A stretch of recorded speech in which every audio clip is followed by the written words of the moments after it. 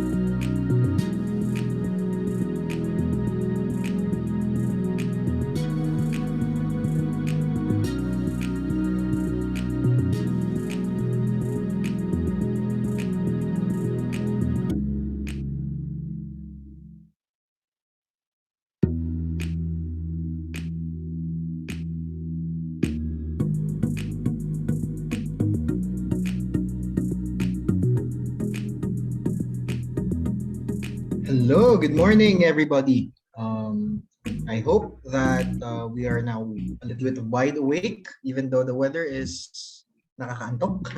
Ayan. So I hope everyone is safe. Kahit po mukhang maulan-ulan ngayong araw. Sana po marami tayong matutunan ngayon sa ating programa on promoting cooperative products, programs, and services through cooperative value chain model, Quo Vadis. So where are we now? Kamusta na tayo? Kaya before that, I would like to share the house rules for today's activity.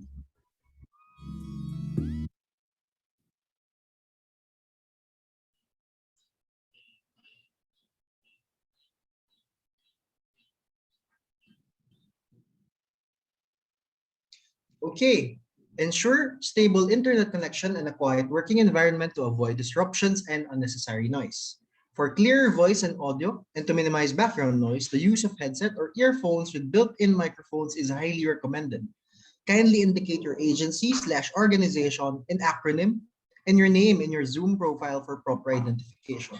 Example, PCC_1 de la Cruz. Keep your audio on mute. The host will only allow participants to unmute the microphones only during the Q&A. Please observe proper meeting decorum when your video is on. Kindly wear appropriate attire. During the Q&A, participants who wish to speak shall click the raise hand button or may send questions through chat. Wait for your name to be called/recognized before speaking. Please check our Zoom chat box for the attendance link provided by the PCC Secretariat. We will repeatedly send the link in case there will be latecomers or you missed the first link. So don't worry about it. If you missed it, we'll keep sending it. For those who cannot access the attendance link, kindly provide the following details through chat: cooperative name, representative name, designation, contact number, email. We would like you to fill up the form, the attendance link, so if we are allowed to share the presentation later, it will be easy for us to email to you the presentation. Speaker's presentation slash certificate of attendance shall be forwarded on the email address you have provided on the attendance form / chat. Okay, so I hope everyone will follow those house rules for a smooth process during today's forum activity. So now let us now proceed to the preliminaries.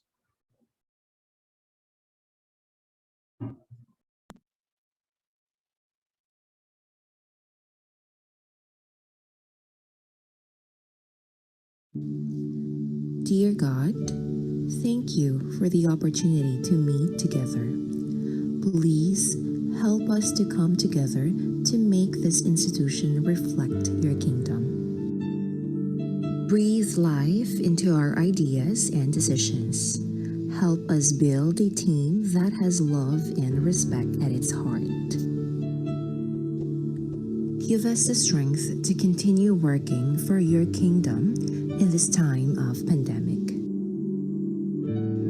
Lord, come give us the inspiration to be the best we can be. May we be a shining example of your goodness and truth within, wherever we are. Inspire our thoughts, discussions, and ideas, and continue to remind us that all that we do here today, all that we accomplish, is for the pursuit of truth for the greater glory of you. We ask these things in your name. Amen.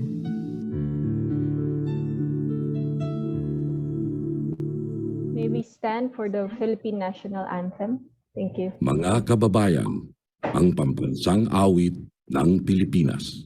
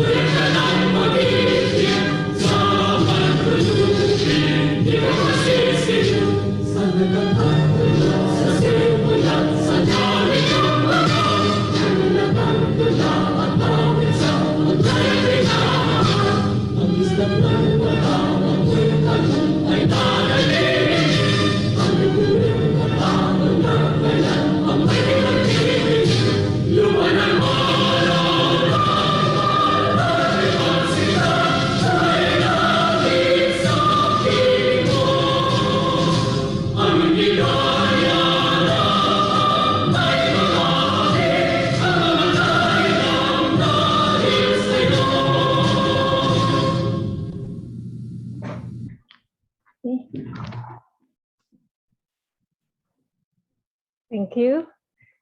And now to lead us with our cooperative pledge, inspirational woman leader in the sector, umulan, bumagyo sa kanilang lugar. She's here to lead us at in God's grace. She will lead us in the Congress. No? Second nominee of COPNATCO Party List, CEO of Nueva Segovia Consortium of Cooperatives, President of Sectoral Apex Organization Agriculture Cluster, and Director of PCC, as well as Farm Tourism Development Board of the Department of Tourism, no other than a very inspiring leader, Ma'am Divine.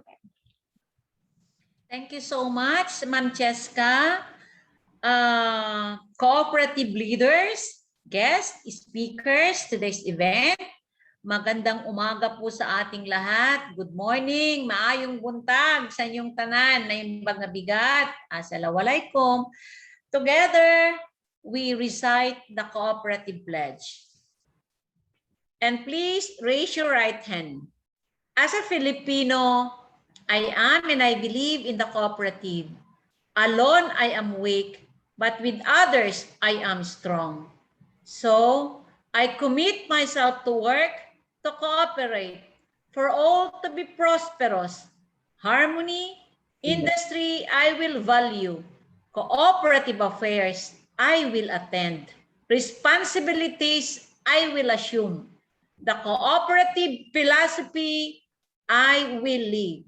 One vision, one feeling, one belief in cooperativism. My life, I pledge, so help me God. Okay, so magandang umaga po ulit sa ating lahat. Now, to officially start the program, may we have the welcome remarks from the chairperson of the Philippine Cooperative Center, who is also currently the chairperson of San Dionisio Credit Cooperative and the chairperson of Philippine Cooperative Central Fund, as well as holding a lot of seats in many cooperatives. Why? Kasi talagang in the cooperative sector, we need this kind of leadership from mga taong nag-imbibe ng cooperative principles and those who walk the talk. So without any further ado, the very excellent and diligent chairperson of the Philippine Cooperative Center, Dr. Garibaldi O. Leonardo. Good morning, sir. Morning, Cheska. And thank you for a very generous introduction. Magandang umaga sa ating lahat and happy Cooperative Month. Sa ngalan ng Philippine Cooperative Center and our co-host, United Cooperative Movement of the Philippines, represented here by Chair Lucy, I wish to thank you all for responding to our invitation to this morning's forum. Ito ay ang forum ng Consumers, Marketing, Producers, and Logistics Cluster on Quo Vadis. Ang ibig sabihin, saan tayo patungo? Na may subheading na promoting cooperative products, programs, and services through the cooperative value chain model. Maraming salamat kay CDA Chair Yusek Joy for his inspiring solidarity message para sa ating pagdiriwang, which I understand ay mapapakinggan natin mamaya. Ang naturang tema ng ating forum ngayong umaga is also in keeping with the overall theme of our National Cooperative Month celebration. Ano ang temang ito? Kooperatibang matatag, tumutugon sa mga hamon, daan sa pagbangon, nagbibigay pag-asa sa makabagong panahon. Dahil tulad ng nasa saad sa ating imbitasyon, we see a real, honest-to-goodness value chain which is replicable, scalable, sustainable, and inclusive as one of the vehicles that could carry us through this pandemic and help us accelerate our recovery.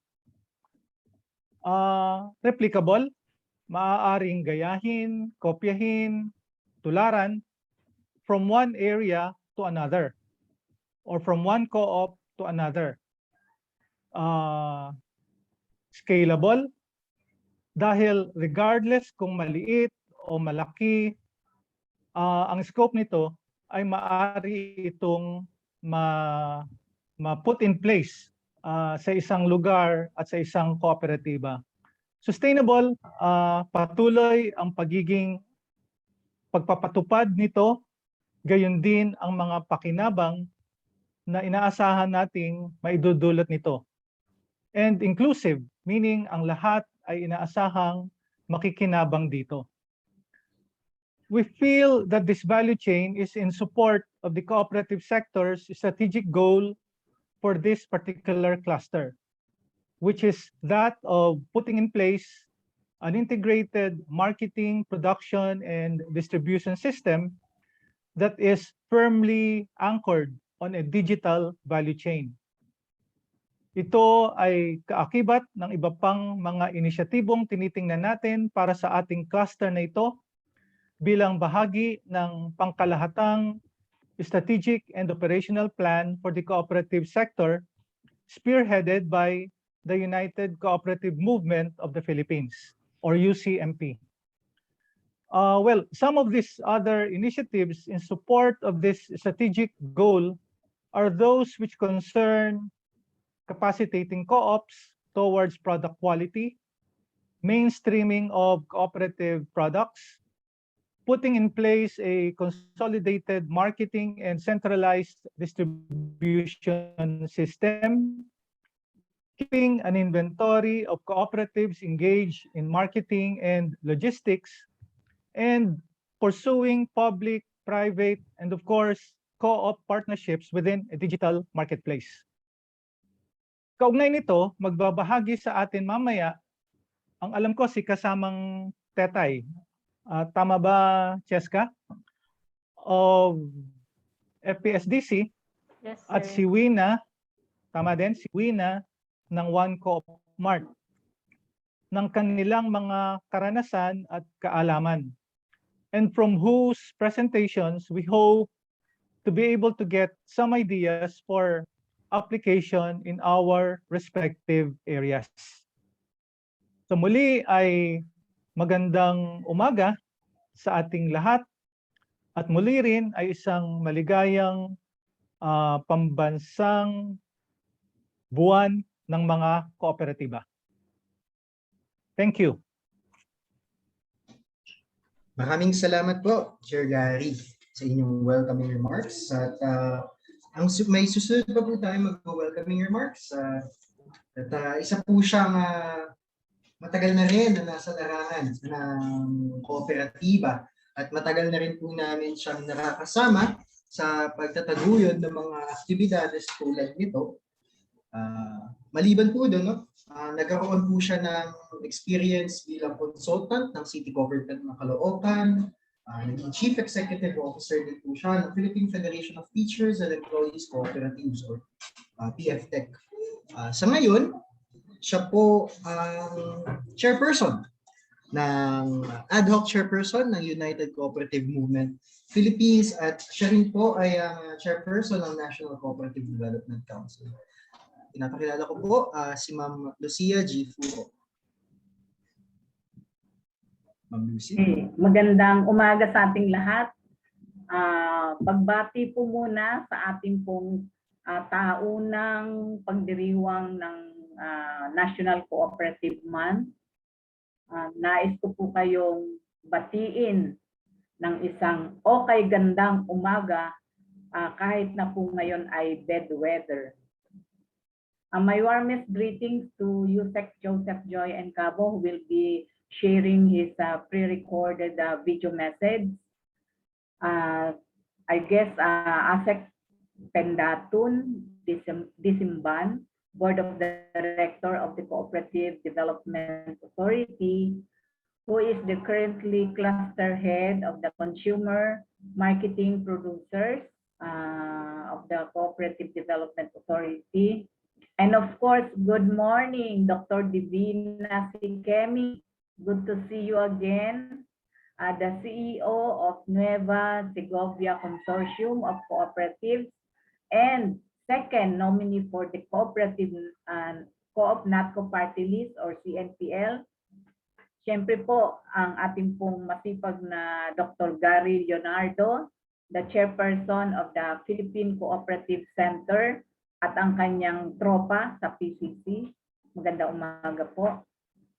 Maganda umaga po sa lahat ng mga resource persons na magbibigay ng presentation mamaya. Ang ating pong CEO ng Federation of People Sustainable Development Cooperative, si Ms. Tetay.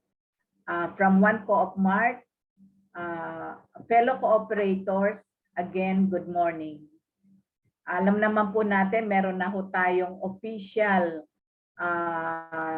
bill, RA number 1102, which declares October of every year as the National Cooperative Month. To reflect upon the cooperative movement's history, promote its achievements, recognize hard work, and share member experiences. Kooperatibang matatag, tumutugon sa mga hamon, saan sa pagbangon, nagbibigay pag-asa sa makabagong panahon, ang ating tema sa selebrasyon ng buwan ng mga kooperatiba. In this forum today, we will be promoting cooperative products, programs, and services through the cooperative value chain model. The co-op value chain model will be presented to respond to our ultimate consumers or buyers and sellers on a sustainable manner. Alam naman po natin na meron po tayong tinatawag na World Health Crisis. And during lockdown, the consumers, the marketing, the logistics sector in our economy is one of the many affected industries brought about by COVID-19 pandemic. People are afraid to go to market Besides, there is a coding system in the marketplace. So this is being observed particularly in National Capital Region. Pero alam mo naman ang Pinoy, para-paraan. Ay ka nga, para-paraan lang. Dahil ang Pinoy, kailangan mabuhay. Kailangan tumugon sa hamon ng sitwasyon ng ating bayan. So one of which is, nagkaroon po tayo ng mga tinatawag na volunteer group of people who set up a community pantry, doing online selling, doing delivery system using Grab or Food Panda. Last year, the National Cooperative Development Council and the LCDOP has introduced an e-marketplace platform during our cooperative celebration called Sama Tayo e-market platform among cooperatives, where producers, marketing, and consumers cooperatives were able to sell their products online. Cooperative consumers marketplace, or consumers were able to place orders or buy cooperative products online.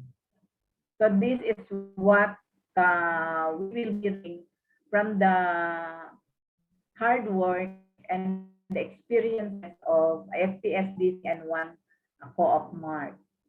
So on behalf of the United Cooperative Movement of the Philippines, which is a unifying initiative of the cooperative sector that is led by the Philippine Cooperative Center, the NDC, different federations and unions, including Primary Cooperative, the NATCO Party List, the NPL in the House of Representatives, and other stakeholders across the country, join all nations in this year's series of activities on Cooperative Month celebration. Welcome to the Forum on Consumers, Marketing, and Logistics Cluster on the occasion of the 21st National Cooperative Month celebration. Salamat at mabuhay ang kilusang kooperatiba. Magandang umaga po muli sa ating lahat. Maraming salamat po ulit, Ma'am Lucy. In its essence, ang cooperative value chain ay isang pagpapakita ng isang unified force at pangangailangan din ng isa pang mas ng pagkakaisa ng buong sektor. Kung kaya't wala man po siya dito, nagpapasalamat din po kami kay Asek Pentatun Disimban, Board of Director ng CDA at Cluster Head ng Consumers, Marketing, Producers, and Logistics. It's sad na hindi tayo makakasama ngayong araw. Ngunit, bilang pagpapakita ng pakikisama at solidarity sa atin, nag-iwan po ng isang magandang mensahe ang ating dear Yusek Joseph Joy Cabo, Chairperson ng Cooperative Development Authority. Ating pong panoorin.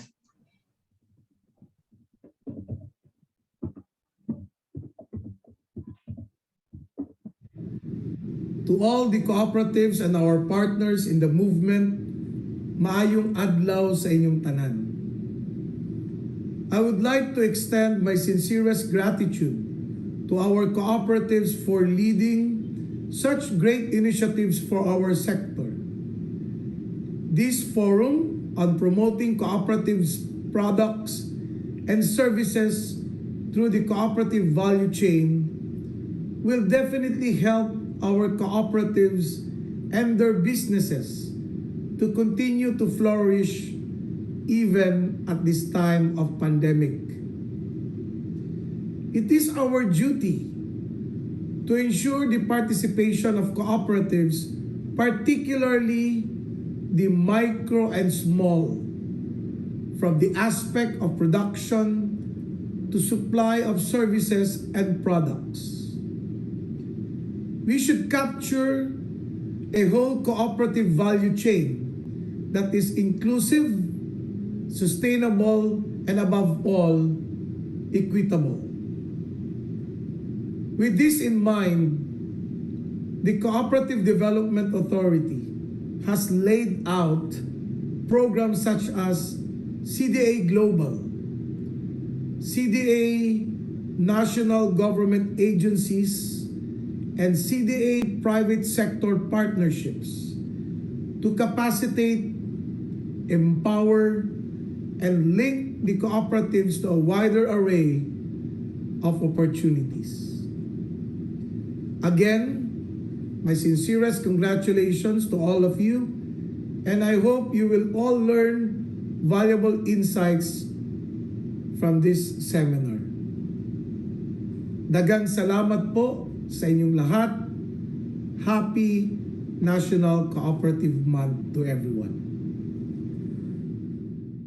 Maraming salamat po, Sec Joy. Now we can formally start our event, and before that, gusto ko po ipakilala ating first speakers. So our first speaker is the current CEO of the Federation of People Sustainable Development Cooperative, or FPSDC, the secondary cooperative based in Quezon City, focused on empowering and the marginalized sector through the promotion of its 4 Ps advocacy of people, planet, prosperity, and peace. So matagal na po siya nasa FPSDC since its establishment in 1998, where she started working as account manager, and after 5 years became the general manager, and after another set of 5 years became the chief executive officer. So dala niya po ang kanyang madami at malalim na kaalaman sa development work, which started even before she graduated from college, having a bachelor's degree in accountancy. Maliban po doon, she holds several positions in various organizations, such as the Executive Committee of the Network for the Development of Agriculture Cooperatives in Asia and the Pacific, or NEDAC, a board member and treasurer of the Foundation of Sustainable Society, Incorporated, FSSI, a council member of the National Anti-Poverty Commission Cooperative Sector-Based Council, or NAPCCSC, a member of the Asian Solidarity Economy Council, ASEC, a board member and secretary of the Center for Agrarian Reform and Rural Development, CRRD, co-chair of the Agriculture Cooperative Development Agenda, or ACDA, conveners, and a board member of the Agritera Philippines, just to name a few. She loves to travel, and an art enthusiast and a self-proclaimed plantita. So, to present to you, para masimulan na po yung event, si Ma'am Christy Rowena C. Plantilla, or Ma'am Tetay. Okay. Thank you so much for that kind introduction, Ray. Good morning po sa ating lahat. Magandang umaga. Happy National Cooperative Month to all of us. Salamat po sa pagkakataong ito na magbahagi mula sa FPSDC. Napaka-unique po ng ating tema ngayong araw na ito, Quo Vadis. Quo Vadis is a Latin word. Ang ibig pong sabihin nito ay, where are you going? So, as we celebrate the National Cooperative Month in such a time as this, with a lot of uncertainties, ito pong tanong na ito ay napaka-relevant at loaded. Quo Vadis, where are you going? It can give birth to a lot of other similar questions, such as, do you know where you're going to? Do you like the things that life is showing you? Where are you going to? Do you know? Tama po kayo. That's Diana Ross, circa 70s. Napakanta po yata si Ma'am Lucy at saka si Ma'am Divine. Anyway, as I was thinking about those questions, I remember a story po from Albert Einstein some years ago. The great thinker was on a train bound to New York City. At habang nakasakay po siya dun sa train, ay nilapitan siya ng konduktor. Si Einstein po reached into his pocket to retrieve his ticket, but could not find it. He frantically searched his coat pockets, turned his pants pockets inside out, but still could not produce the ticket. So yung conductor po said, don't worry, Mr. Einstein, we all know who you are. Forget about it. So about 20 minutes later, yung conductor po ay bumalik. And by this time, Einstein was on the floor searching everywhere for the lost ticket.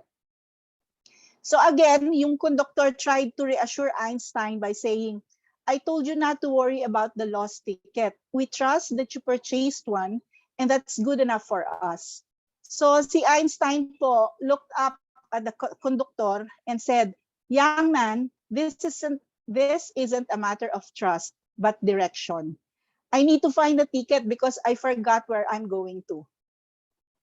So Einstein is best known for his groundbreaking work for physics, but his reaction to a lost train ticket reflected an even more fundamental truth. Knowing your destination is of utmost importance, and we can apply the same truth to our cooperatives.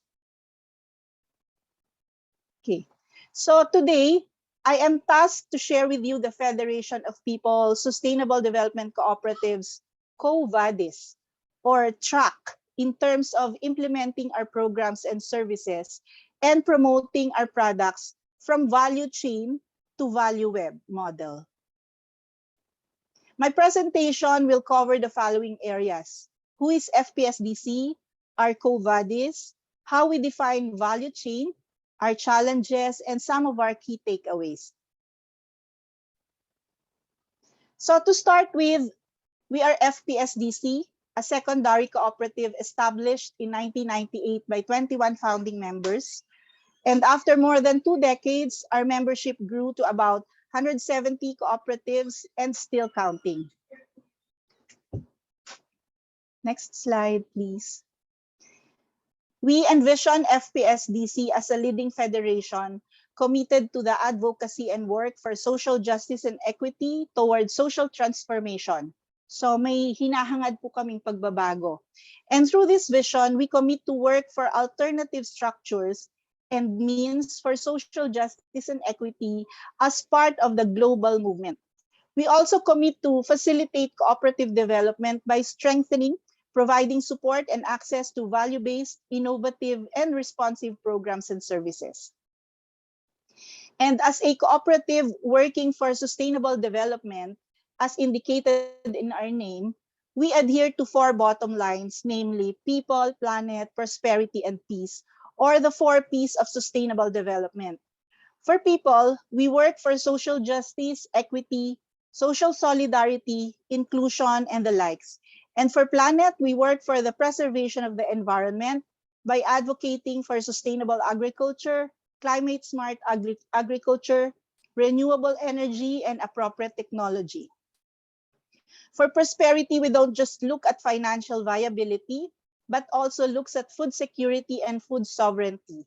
And we hope that the first 3 P's will lead to the last P, which is peace. So our organizational structure is composed of 5 departments handling allied businesses, distribution and logistics, product development and quality assurance department, shared enabling services, and strategic development department.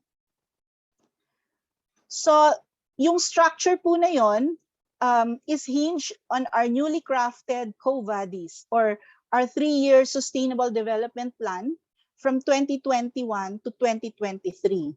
So this is our plan, which is focusing on the LIFT perspective: learning, internal process, financial, and teams or stakeholders perspective. So our 3-year sustainable development plan is our blueprint to where we are going. Because if we don't have a blueprint and a plan of getting there, any path will get us there, but we won't realize if we're lost. We won't know what time we will arrive. We won't know the dimensions of our challenges, and we won't get the satisfaction of having arrived. But the next question after Quo Vadis is, ut quid nobis iluk? Ang ibig pong sabihin ay, how do we get there? So we have been using the value chain strategy, or some may call it a model, for more than 5 years now. We have actually been using it long before, but we just recently put a name to it. When we even use the hashtag from farm to fork to be able to simplify and easily understand value chain. But in a more broader definition, Value chain is a business model that describes the full range of activities needed to create a product or service. It covers steps from product conception to distribution and everything in between, such as procuring raw materials, manufacturing functions, information, and marketing activities. So the end goal of a value chain is to create a competitive advantage for an organization by increasing productivity while keeping costs reasonable. So while using the value chain model for several years, we learned that the times call for value chains to expand its link to create a bigger network of opportunities. Thus, the value chain model started to go beyond its usual reach and create a stronger network by intersecting with other chains, which naturally resulted to the creation of a value web. So yung value web model of doing business is a product of a collaborative ecosystem, which the cooperatives are already well versed because it's part of our principle. It pertains to the convergence of available opportunities and information to make market responsive solutions. Following this, collaborative ecosystem also allows the breaking of boundaries and use of different technologies to come up with new innovations. In simple terms, collaborative ecosystem, which is being used in value web, or you may also call it value chain, is about two or more individuals or groups interacting or working with one another to achieve or do something for their mutual growth and development. So yung konsepto pong ito ay familiar na ang mga cooperatives, no? We are very much familiar to this concept of collaborative ecosystem. But even outside of the cooperative movement, there are a lot of best practices present, especially this time that most organizations adjusted or pivoted their ways of doing things in order to survive. Take, for instance, this company, known to be a transport service company offering ride-hailing services that lets passengers book a chauffeured ride for a fee before the pandemic. During the pandemic, they saw available opportunities to make responsive solutions, and at present they already converge as a holding company, broke their boundaries, innovated, and through its collaborative ecosystem, now provides other services like food delivery, payment solutions, software applications, and much more. So cooperatives in the Philippines also value the beauty of collaborative ecosystem, which is part of the value web, which is the backbone. We may call it the backbone of the value web model of doing business. After all, the name cooperative reflects the value of collaboration with others.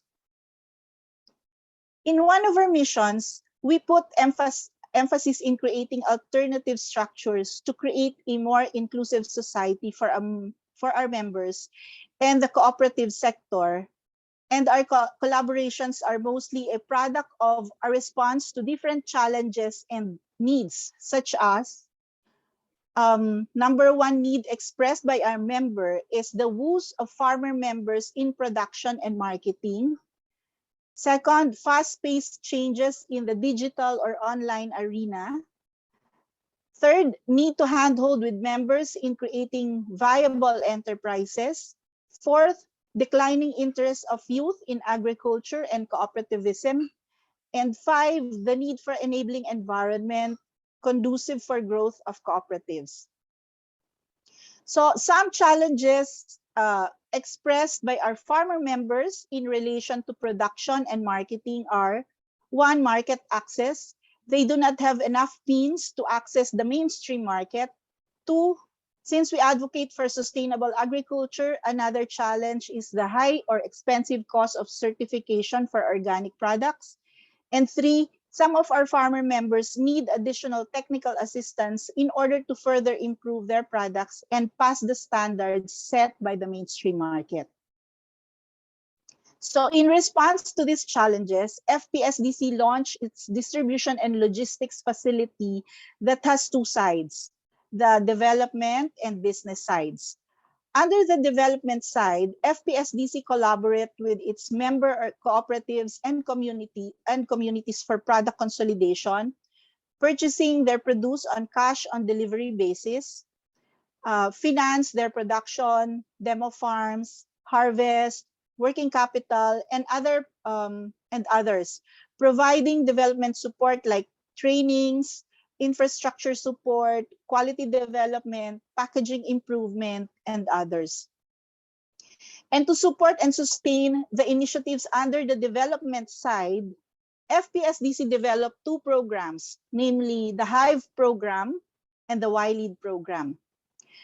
The other side of our framework is the business side, wherein the consolidated produce of our members are processed and distributed under the brand Farms and Cottages, or FNC. Here, we collaborate with different supermarkets, institutions, export markets, online markets, and other cooperatives.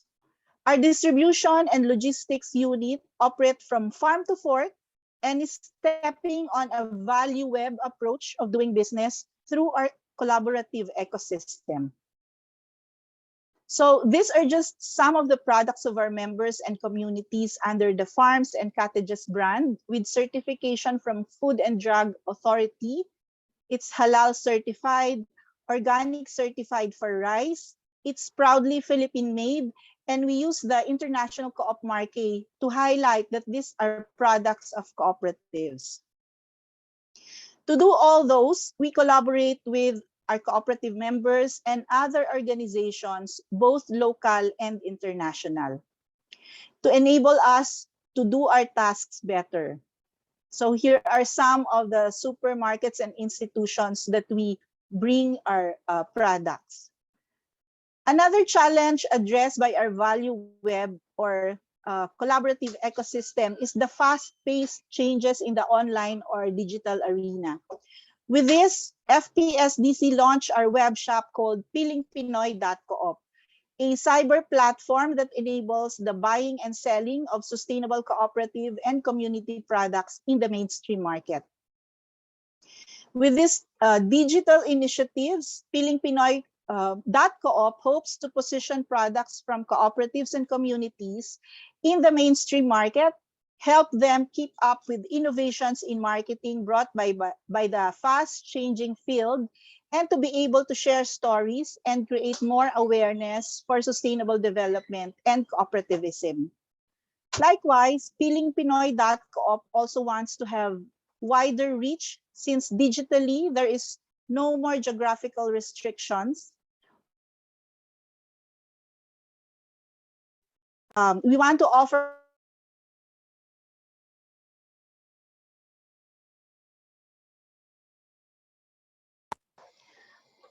for product development, packaging improvement, and quality assurance. With this digital initiative through pilingpinoy.coop, we collaborate with other e-commerce platforms to reach more market and maximize opportunities. You can also see our products in this e-commerce platform. Another challenge responded to by our value web or collaborative ecosystem is our members' need for assistance in order to create viable enterprises. With this need, FPSDC launched its Hive Program, or Handholding in Viable Enterprises Program. This is a socialized franchising facility that offers a complete package from incubation of new enterprises and scaling up of existing ones. Technology transfer, quality assurance, business development support, training and skills development, enhanced market access, financing and insurance, and infrastructure support so that the members will not have a hard time reinventing the wheel in putting up their enterprises. The first Hive enterprise that we developed is Hive for Cocoa Sugar and the Hive prototype is located in our cooperative community in Cagayan de Oro. Coopville is also a collaborative response of cooperatives, civil society organizations, and churches when the Philippines was hit by Tropical Storm Sendong in 2011. The community is a classic product of collaboration to help those cooperative members who lost their houses, properties, and loved ones. The 5-hectare property of FPSDC was used as a relocation site for 130 households, and after several years, Coopville is now being developed as a sustainable community. Residents were likewise organized into a cooperative, being trained and empowered to be able to manage their community. And its existing enterprises, including Hive Cocoa Sugar Mill and planned enterprises as shown in the screen, FPSDC's hand-holding with this community and cooperative is also a classic example of value web or collaborative ecosystem. To be able to accomplish the tasks under Hive and Coopville, we collaborate with other like-minded and like-hearted organizations. Another challenge addressed by our value web or collaborative ecosystem is the declining interest of the youth in agriculture and cooperativism. And with this, FPSDC launched its Y-Lead program, or the Youth Leading in Enterprise and Agriculture Development. The program encourages the youth to engage in viable and sustainable agri-enterprises. It also hopes to address the problems of aging farmers with an average age of 57 in the Philippines. And it hopes to develop and innovate viable and sustainable products that can also be carried for distribution to mainstream market. A program and curriculum has been developed for them, and after the course, they will be presenting their ideas through a business pitch, and they will implement those ideas in their communities with the help of their cooperatives. Later on, they will be formed into Y leaders to prepare them as the next generation of cooperative leaders. To be able to deliver this program, FPSDC collaborate with different organizations, both local and international, including academe and the government.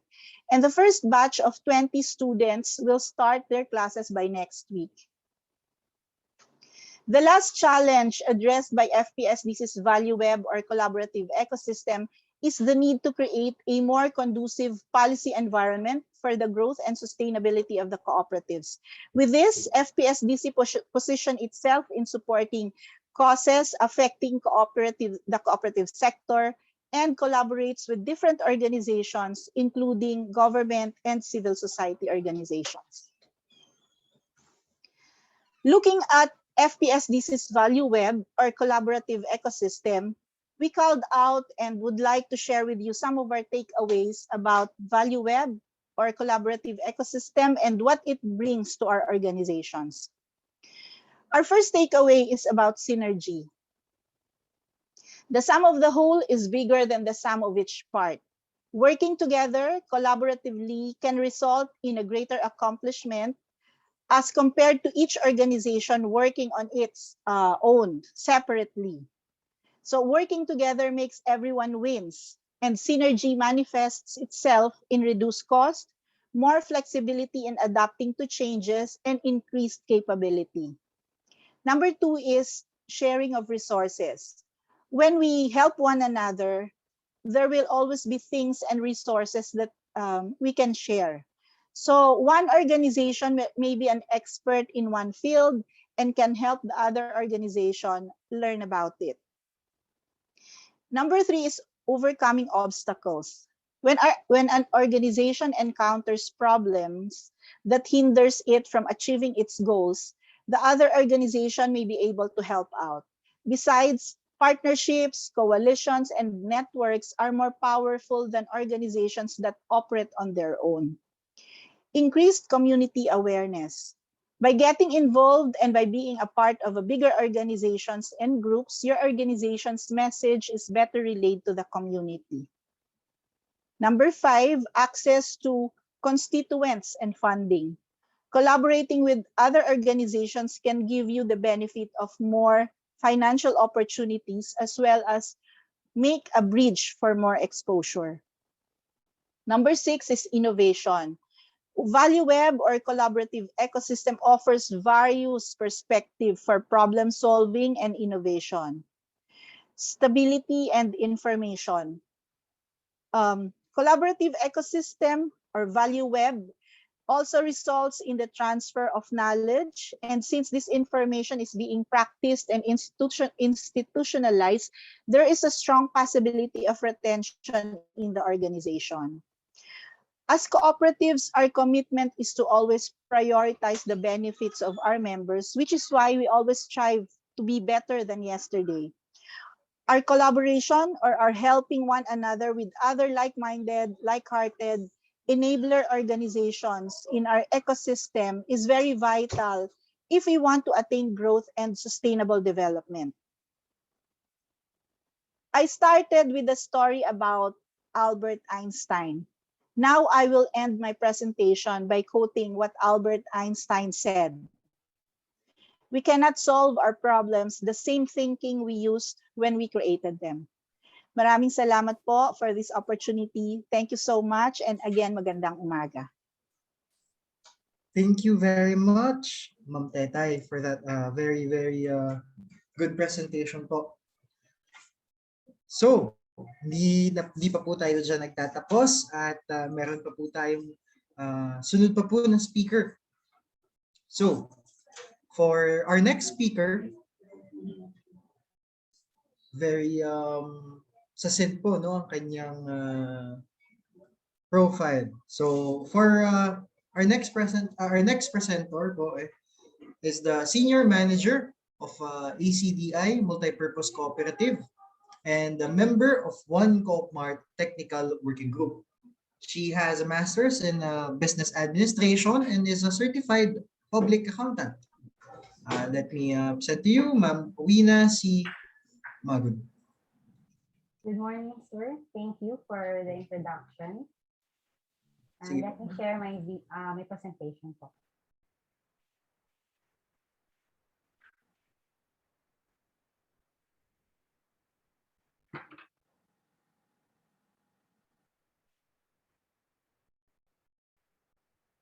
So I hope everyone could see the presentation.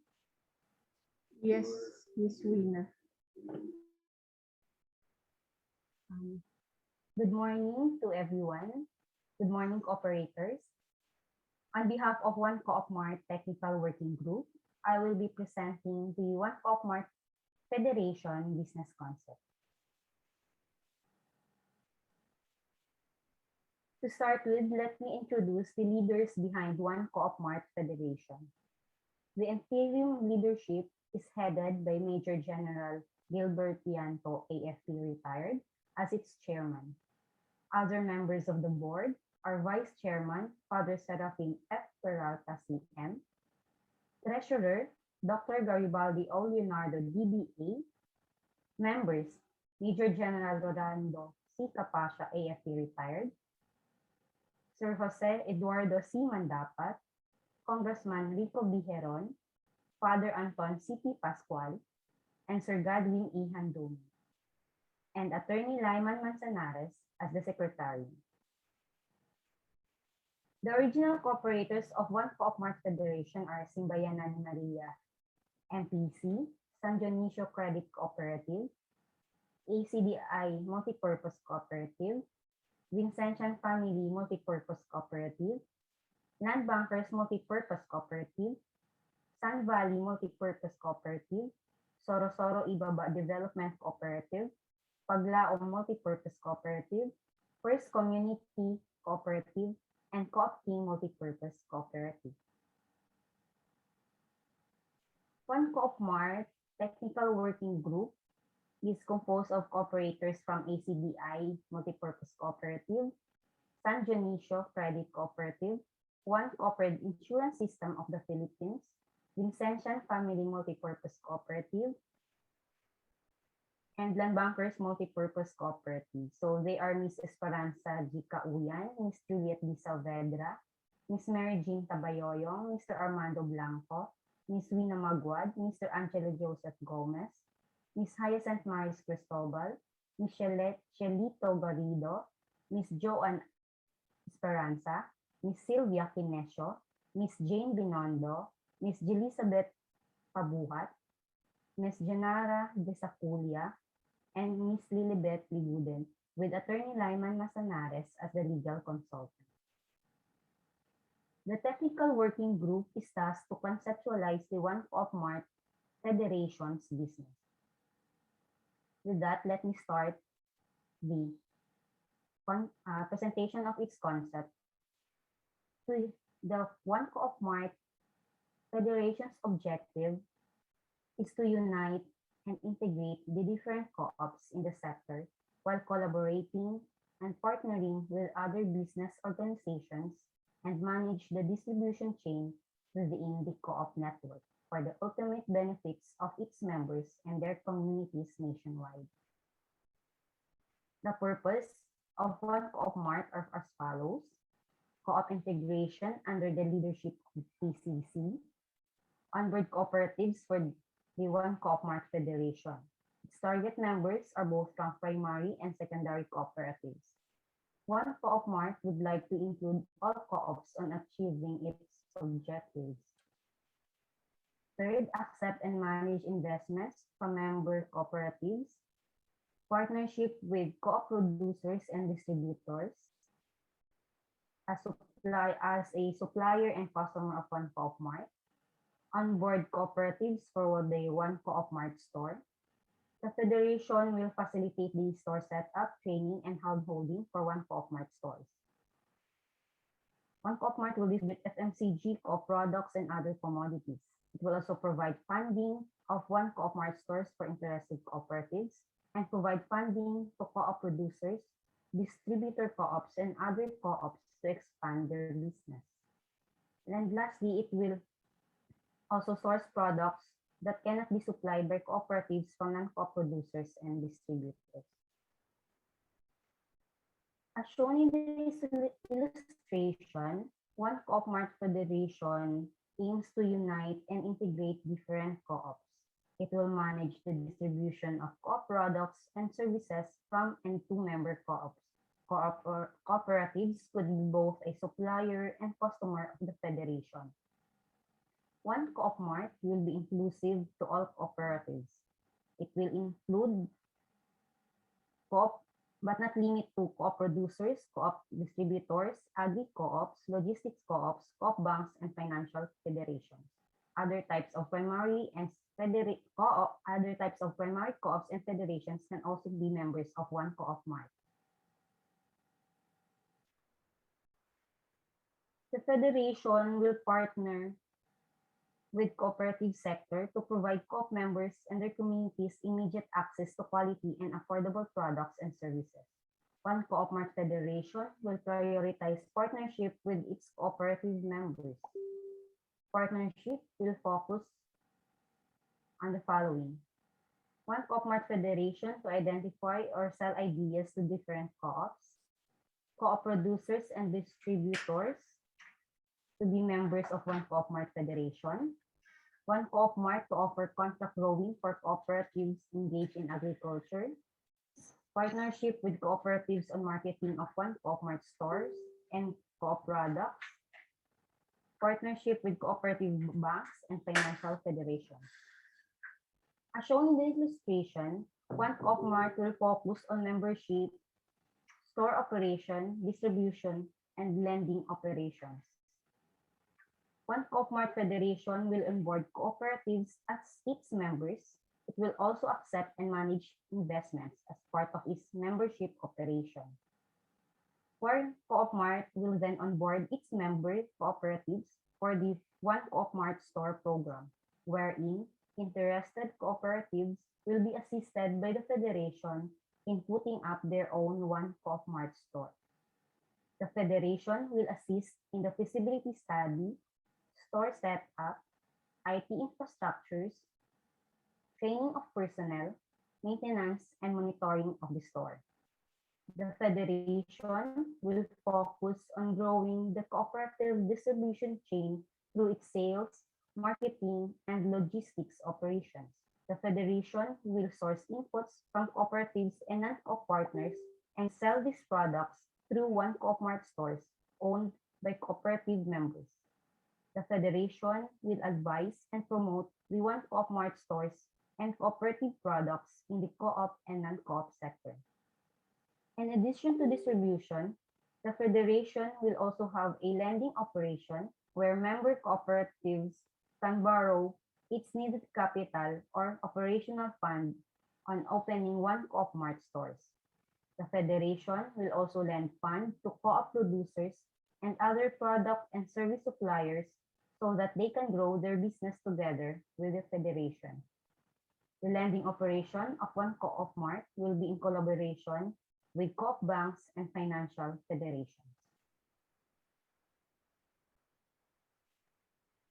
One Co-op Mart on its initial operation will focus on its main business, which is consolidation and distribution of various products. The Federation will source products primarily from cooperative members. Products that cannot be supplied by members will be sourced from other non-co-op suppliers and distributors. All of these products will be consolidated and distributed by One Co-op Mart Federation to One Co-op Mart stores. One Co-op Mart stores will sell these products to members. To scale up its operation, the Federation will also sell products to cooperative distributors and non-co-op stores. Co-op distributors can sell these products to their customers such as sari-sari stores or their members, while non-co-op stores will mostly cater to the general public. Sorry, Ma'am Wina. Okay lang po ba kung pwedeng laksan po yung audio po? Oh, sorry, sir. Okay lang po.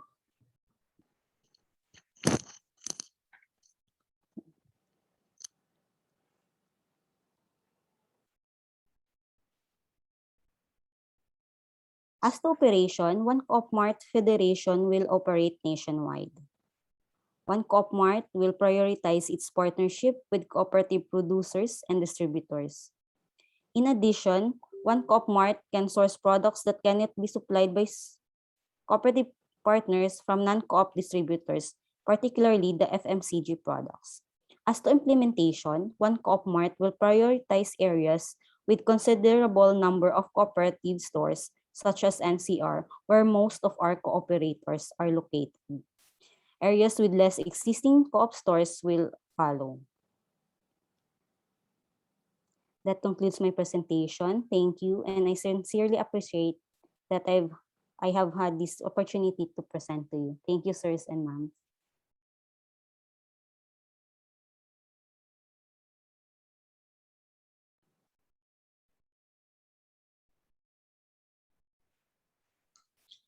Thank you very much, Ma'am Nina.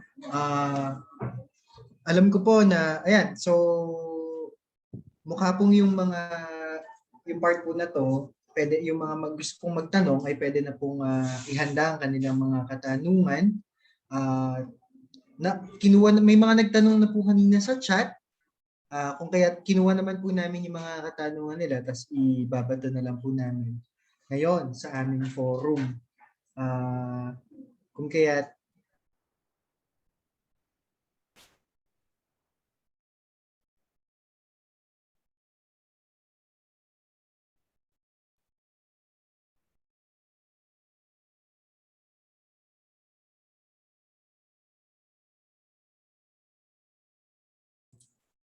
Okay, thank you, Ray. No, lalo na dun sa ating mga presenters, si Ma'am Tetay. Si Ma'am Tetay, kamukha ni ni Shin Min yung bida sa hometown cha-cha-cha. Tapos si Ma'am Wina na speaker din po natin sa One Co-op Mart. I'm sure marami po tayong gusto pang malaman or mag-clarify or mag-share. The room is now open for the discussion. Of course, ang ating pong objectives naman ay klaro po na mas ma-discuss pa natin ang mga best practices sa kooperatiba, lalo na sa marketing and consumer cooperatives. Tapos, doon naman sa in-impart sa atin nila Ma'am. Edwin. Apo.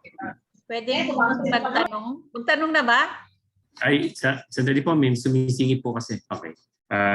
Yun. Tapos, of course, naipakita naman sa atin yung clear praxis, no? Yung theory and practice ng value chain model na sa panahon, no, ng pandemya, nagkaroon ng mga adjustments at sabi nga, saan ba tayo papunta? Pangatlo, of course, makikita rin natin baka may mga recommendations pa that would come from this forum. So, would like to open the room now. Pwede pong paki-raise ang inyong hand para po if ever ay ma-recognize po kayo, and then we will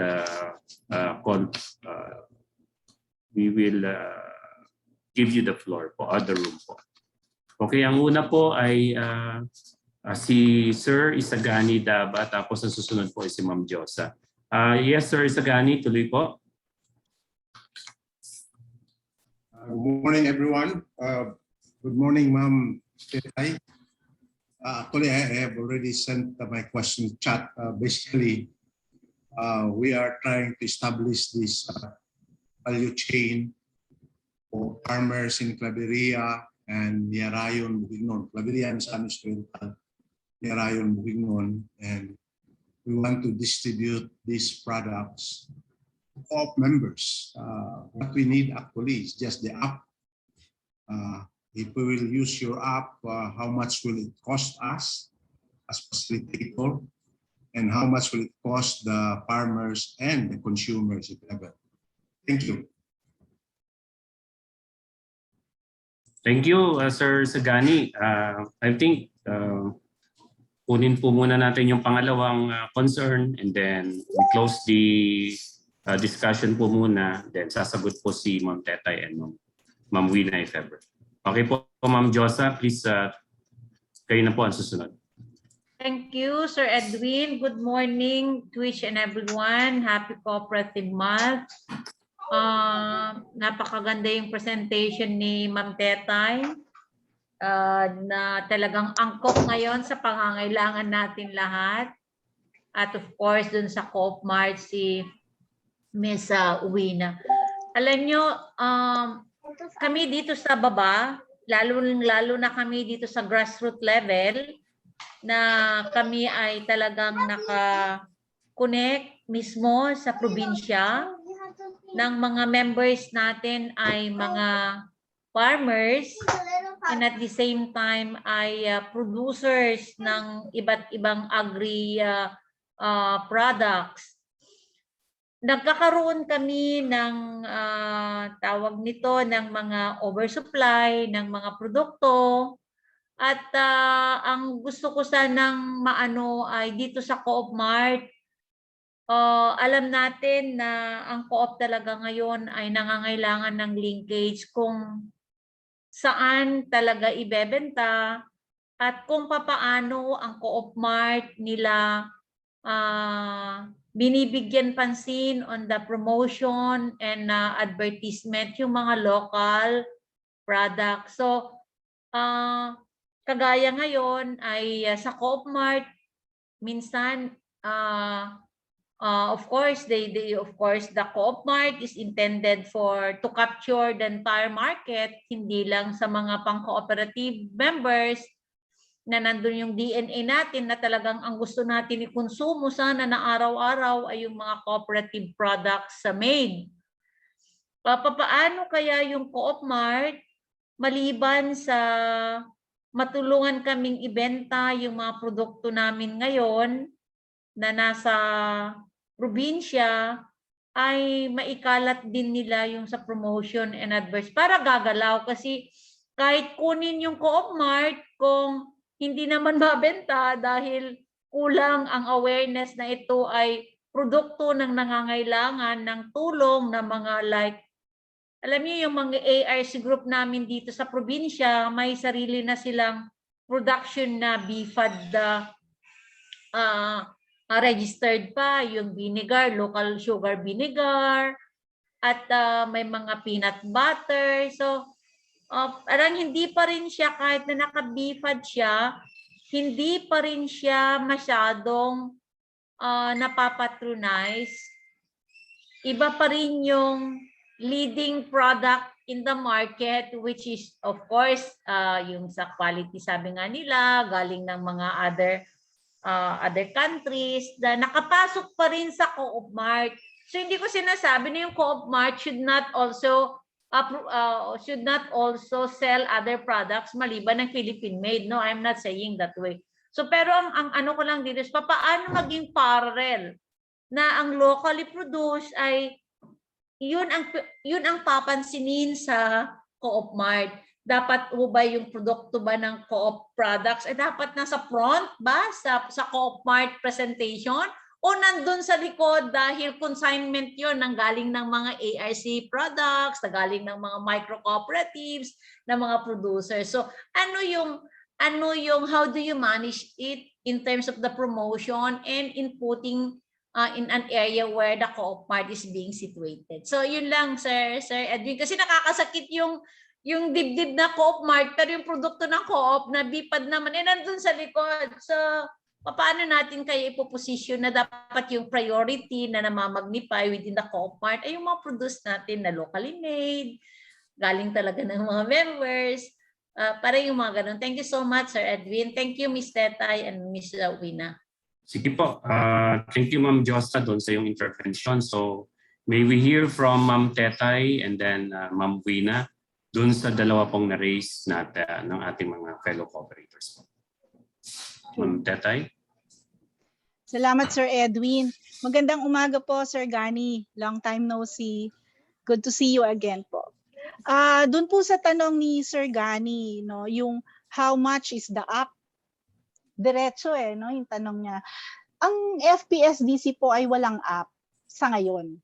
Ang meron po kami ay yung aming e-commerce platform na feelingpinoy.coop. Kung familiar po kayo dun sa mga e-commerce, Lazada, Shopee, Shopme, and the likes, ganun po yung aming isang e-commerce platform na pwedeng i-offer sa inyo. Pero aside from the e-commerce platform, familiar po ako sa sinasabi ninyo yung Mirarayon. Nagpo-produce po sila ng kape, di po ba? Tingin ko po ang isang pwede pong maitulong ng FPSDC sa inyo or mai-offer na programa po sa inyo under our services na pinoprovide sa members ay yun pong distribution and logistics. Dito po sa distribution and logistics, ang ginagawa po namin dito ay tinitignan po namin yung inyong product kung magka-qualify po ba siya doon sa standards na sinet din po namin para maidala siya sa mainstream market kasi ang palaging problema ay market. So yun po yung isang pwedeng gawin. Ngayon kung halimbawa po ang lalabas ay hindi siya magka-qualify sa standards, tutulungan po namin kayo to improve the standards para po madala natin siya sa mainstream market. That's distribution and logistics. Another po na service na pwede po namin i-offer sa inyo is the Hive Program or yung Handholding in Viable Enterprises.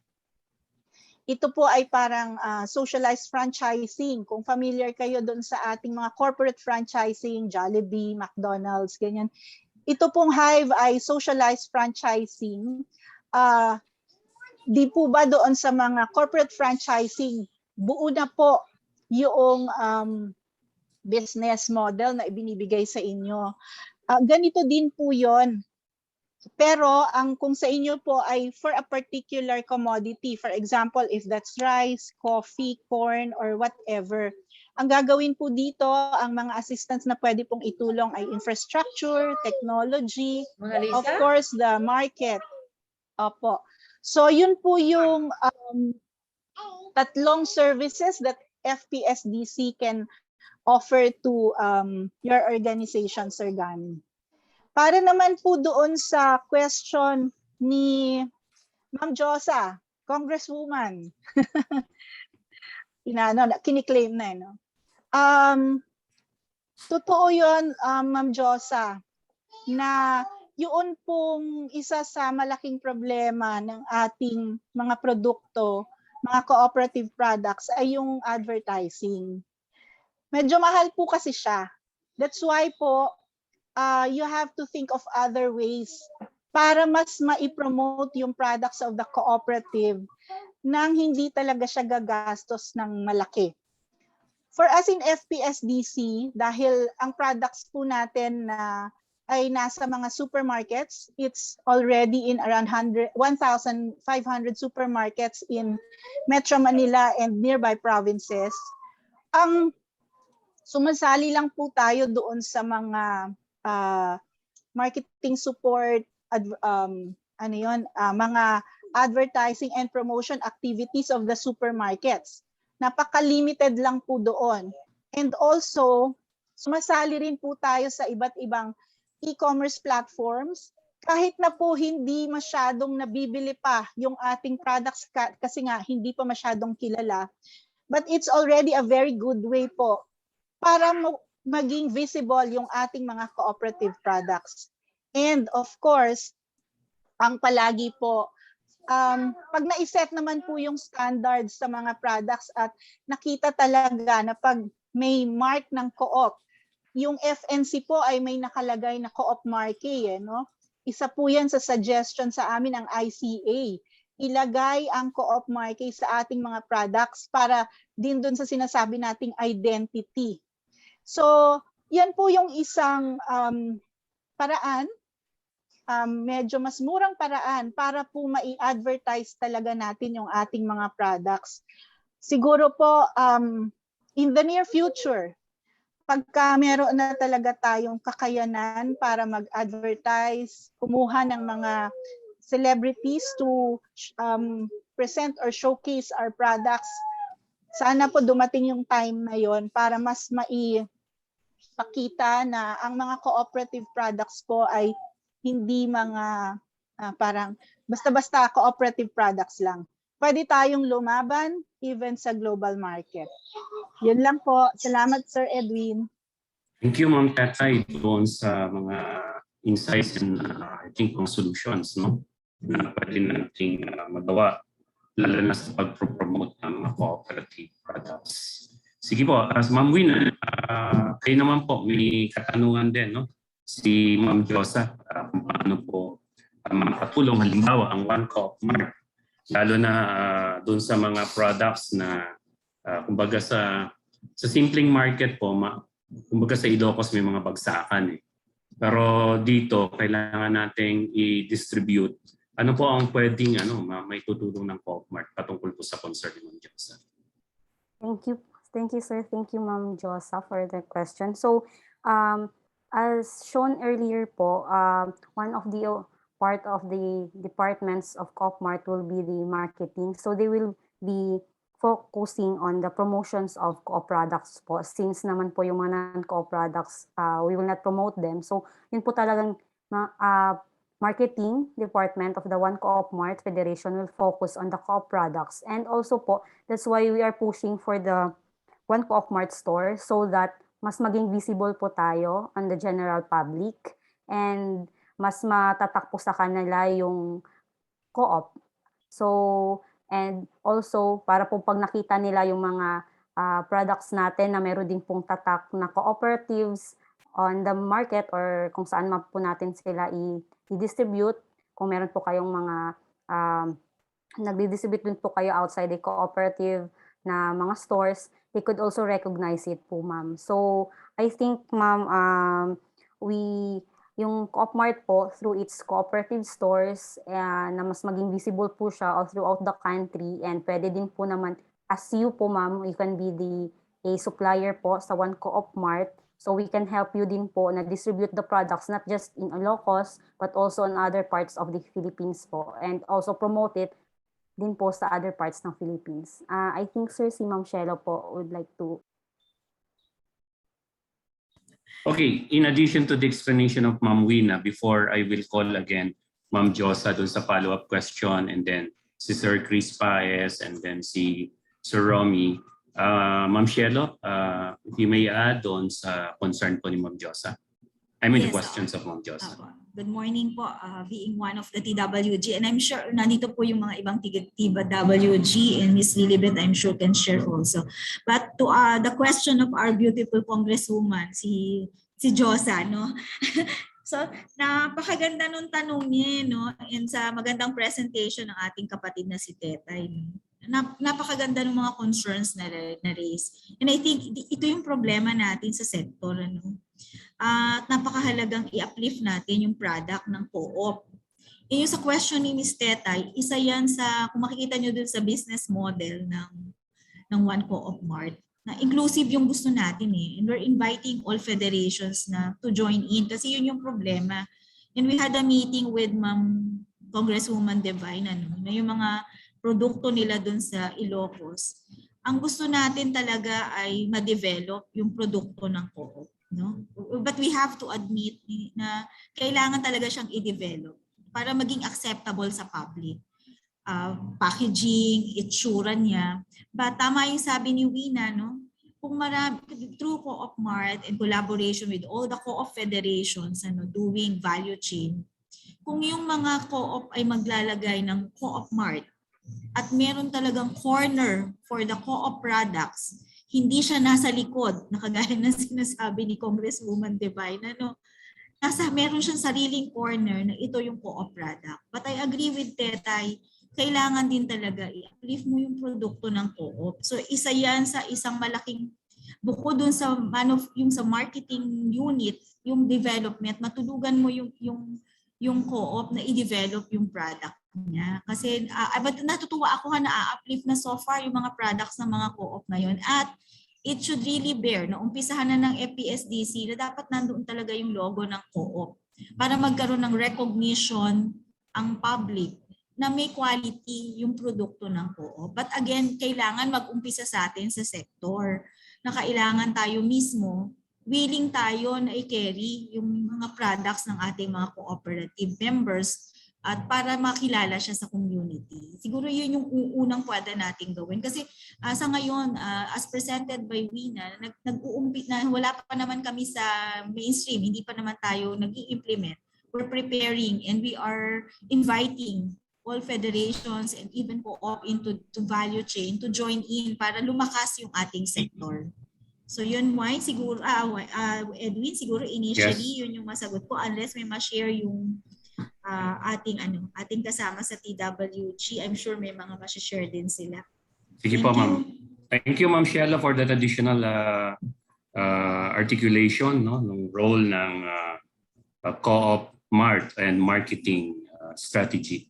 So, Ma'am Josa, yung follow-up question nyo, and then after you po, tatawagin ko po si Kong Chris Paes, and then si Sir Romy, tapos another round, Sir Raul, and Sir Roger. Okay, Ma'am Josa, please continue.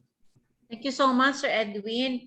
Maganda yung kanilang explanations. Ang follow-up question ko is, with the TWG, may timeline ba tayo kung or panahon na ba ngayon na kailangan natin na magkaroon ng malaking consolidation area at panahon na ba na talagang kailangan natin yung talagang like Co-op Mart kasing laki ng landers or kasing laki ng SNR o panahon na ba para talagang yung tatak cooperative leaders ay kasi sabi natin ang daming pera pero pagdating sa big ticket project parang umaatras yung pera pagdating na eto na yung project. So sa TWG ba, Ma'am Shelo, napag-usapan na ba how big is our a dream na ganun siya ka-visible in the market? Yung talagang to think big. Yung hindi ka na-atras, eto talaga yung patutunguhan. Kasi if we say na may pera tayo sa COP, sabi natin billions, pag tumamahin ng mga assets, yung mga cash in bank na hindi nagagamit, na ma-maximize talaga sa lending program. So ano na tayo kalayo sa TWG thinking the Co-op Mart is just like the SNR, is just like the the landers. So how far have we gone to this planning, Ma'am Shelo? Thank you. Actually, maganda yung tanong na yung Congresswoman, how far? Nasa feasibility study na, ang timeline namin is to present the feasibility to the interim leaders. At we just took the opportunity to this session natin sa Cooperative Fund para ipakilala further na may ganitong initiative ang mga co-op. So but how far, ganong kalaki yung dream natin sana, but hindi makakaya yan ng iilan lang. So Congresswoman Divine, is really ako na magsama-sama tayo. Magsama-sama. Hindi ibig sabihin sa pagsasama na you need to be a member. But I mean, malaki yung chain diba? Napakaganda ng presentation ni Sis Tetay kanina. The value chain is napakalalawak niya. So ibig sabihin sa bawat portion na doon, pwedeng doon tayong mag-collaborate. Kung yung isang federation, nandun yung expertise niya, then let's collaborate. Not necessarily na ikaw ay magiging member ng one co-op mart. Not necessarily sigurong ganun. But what we need is to collaborate. Ang dream ng One Co-op Mart is makita around the community na maraming mga logo ng One Co-op Mart na maliliit, yung maliliit na sari-sari store, magbibring ng sign ng Co-op Mart, yung malalaking co-op, merong Co-op Mart. And of course, yun ang dream natin. Meron tayong isang malaking parang warehouse, pero long haul pa yun yun ang long haul. Kailangan umpisahan natin ng i-calibrate natin yung mga actions. And agree, Sis Divine, Congresswoman Divine, kailangan magsama-sama muna tayo. Kasi pag nandyan na yung tayaan, nawawala lahat. So, and kailangan din, I guess, maging open-minded tayo. We want these all co-op products, but we have to think as well may mga members, may mga community, may members na tayo na hindi naman wala tayong mai-support na galing sa co-op products. Then we should also be open-minded, but ang nasa frontline dapat is the co-op products. Yun yung aming big dream ng mga co-op na nagsama-sama tungkol dito. Thank you. So mukhang nasagot po ni Ma'am Shelo yung tanong doon sa pinaka-title, Quo Vadis, where are we going? So papunta ho nga doon sa mas malaking mas malaking warehouse. Pero kailangan calculated siya. Dapat calculated siya. Okay. So thank you po ron sa response Ma'am Shelo for in behalf ng One Co-op Mart. Tuloy po tayo. For now, we'd like to recognize former Congressman Chris Paez of Agri-Co-op Federation. Kong Chris, please proceed. Maraming salamat, Edwin. Dalawang tanong lang. Yung unang tanong ko para kay Titay. Yung the second nga tanong para sa One Co-op Mart. For the first question, actually it's not really a question, but it's more of a partnership or collaboration. Maganda ang presentation ni Titay. Ako, I admire, saludo ako. Tapos mahaba at malayo na ang naratingan ng FSDC. I am very proud of the development ng FSDC. Ang aking gustong mangyari kung okay si Titay, if we can have a separate meeting between Agri-Co-op PH and FSDC, and then i-showcase natin yung nagawa na ninyo. Pero gawin natin dito sa Cebu. Kung mayroon kayong nakita, yung based sa explanation mo, marami kayong nagawa, pero different areas, mayroon kayong Cagayan de Oro, baka mayroon kayong nila. Can we collaborate and can have a joint venture? Baka joint venture, let's put up here in Cebu. The reason why I am presenting this, because in fact, we are intending to construct our packaging facility towards the end of this year, right at the heart of the city. Kasi ang aming institutional market is growing. In fact, ang aming traded volume, umaabot na siya ng mga 50 to 60 million since January. So we thought nga mayroong mga produkto na dahil sa institutional market, dapat mabigay namin. So at saka huli naman ang mga co-ops at saka wala naman sila. Baka yung ginawa ninyo, baka makatulong yon. Lalo na din sa logistics. Kasi ang logistics sa amin, baka iba nga logistics sa inyo, because we move thousands of bags of rice from Mindanao to Cebu. May isang tag 10-wheeler truck and all that. Ang aming challenge ngayon, yung masyadong mataas ang cost ng bringing rice from Agusan to Cebu per trip. I do not know if we can collaborate and even with one Co-op Mart or ACDI, baka bibili tayo ng 10-wheeler truck. I do not know, no. But this could be a wish, no. Another one doon sa one Co-op Mart. Ako sa totoo lang, mayroon akong disappointment because when we started our co-ops for food in Metro Manila, I immediately mobilized mga consumers co-ops in Metro Manila.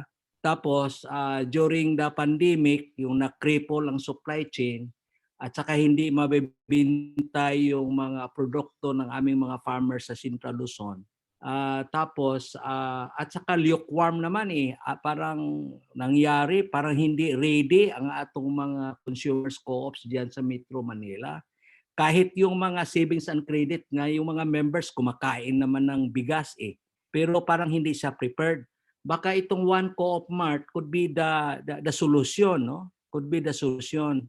Kasi ang nangyari namin ngayon sa Metro Manila, nag-shy away kami sa co-ops kasi hindi naman binibili ang aming produkto. Doon na kami sa institutional buyers, yung mga member corporations ng PBSP. So doon na lang kami nag-negotiate. Nga alam naman namin nga malaki, kahit naman sana ACDI may malaking consumer store diyan, no? At saka yung sa Valenzuela, doon sa Pandacan, maraming mga co-ops. Kahit halos lahat ng mga government agencies, mayroon silang mga canteen. Tapos ay sinabihan ko yung tao ko, puntahan mo yan, yung mga canteens na yan. Aywan ko, baka mayroong mga dynamics yung existing linkage na itong mga consumers co-ops natin with their buyers because they have been there for the last 20 to 30 years. Baka yan ang hindi natin ma-break. Baka kasi mayroon na silang develop relationship. And then also for one Co-op Mart, kasi ang nakita ko doon, ang mga supporters, mga billionaires, is it possible that we can pilot? Mayroon kaming mga ops ng Co-op Mart, pero at least 50 to 60% produkto nila, no? If we can pilot, mag-joint venture tayo, we will select yung aming members, and then with the support with one Co-op Mart, mag-set up tayo ng Co-op Mart sa aming mga members. Thank you. Thank you, Kong Chris, dun sa tatlong points na ni-raise mo. But before Ma'am Tetay and Ma'am Wina will answer, again, we will entertain another cooperator, fellow cooperator, para po isang sagot dun sa dalawang pagkakataon. Okay, Sir Romy, please proceed po. Hi, good morning.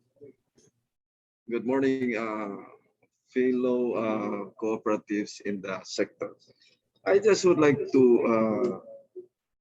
make a comment and also probably raise just one question. My comment is that I am very encouraged to learn what FPSDC is doing and has been doing in relation to bringing the products of farmers to the market, through their value chain. And then project. It's also encouraging to know that there is now a technical working group that's trying to capture this aspect of really, that's very necessary to realize the objective of the cooperative, and that is equitable distribution of resources, and if I may say, wealth. But ang tanong ko lang is, sa ganda ng experience, my first question is, how many of the cooperatives is already like what doing what FPSDC is doing throughout the sector. And then secondly, ano kaya ang pwedeng gawin para makapture ito? No, I understand that the technical working group is already perhaps studying how to make this feasible. But ang tanong ko is, what about the lessons? What about the risks? No, what about the challenges na dapat i-address? Kasi I agree with the apprehensions na pag tayaan na ng pera, umaatras yung mga cooperatives. No? I'm not sure kung anong dahilan, but probably there is a need to really understand the entire environment, no, of the sector and understand the reason why it is taking the cooperative sector to really taking very long for the cooperative sector to bring up the level, economic level of the farmers. Because kung tutuusin natin, pag magsasucceed ito, I think the agricultural sector will be really benefited, and our farmers will be, aangat yung economic condition ng ating mga farmers. So yun lang, no? Yung who is going to capture all these lessons and ang lahat ng dapat tingnan para ma-address ang mga challenges perhaps, no? Just I think si Congressman Chris has pointed out about logistics and also the ground level na preparation of maybe some other player of the entire value chain. Yun lang. Thank you very much. Thank you po, Sir Romy. Sige po. Yung raise po ni Sir Romy na concerns, questions can be answered by Ma'am Tetay and Ma'am Wina.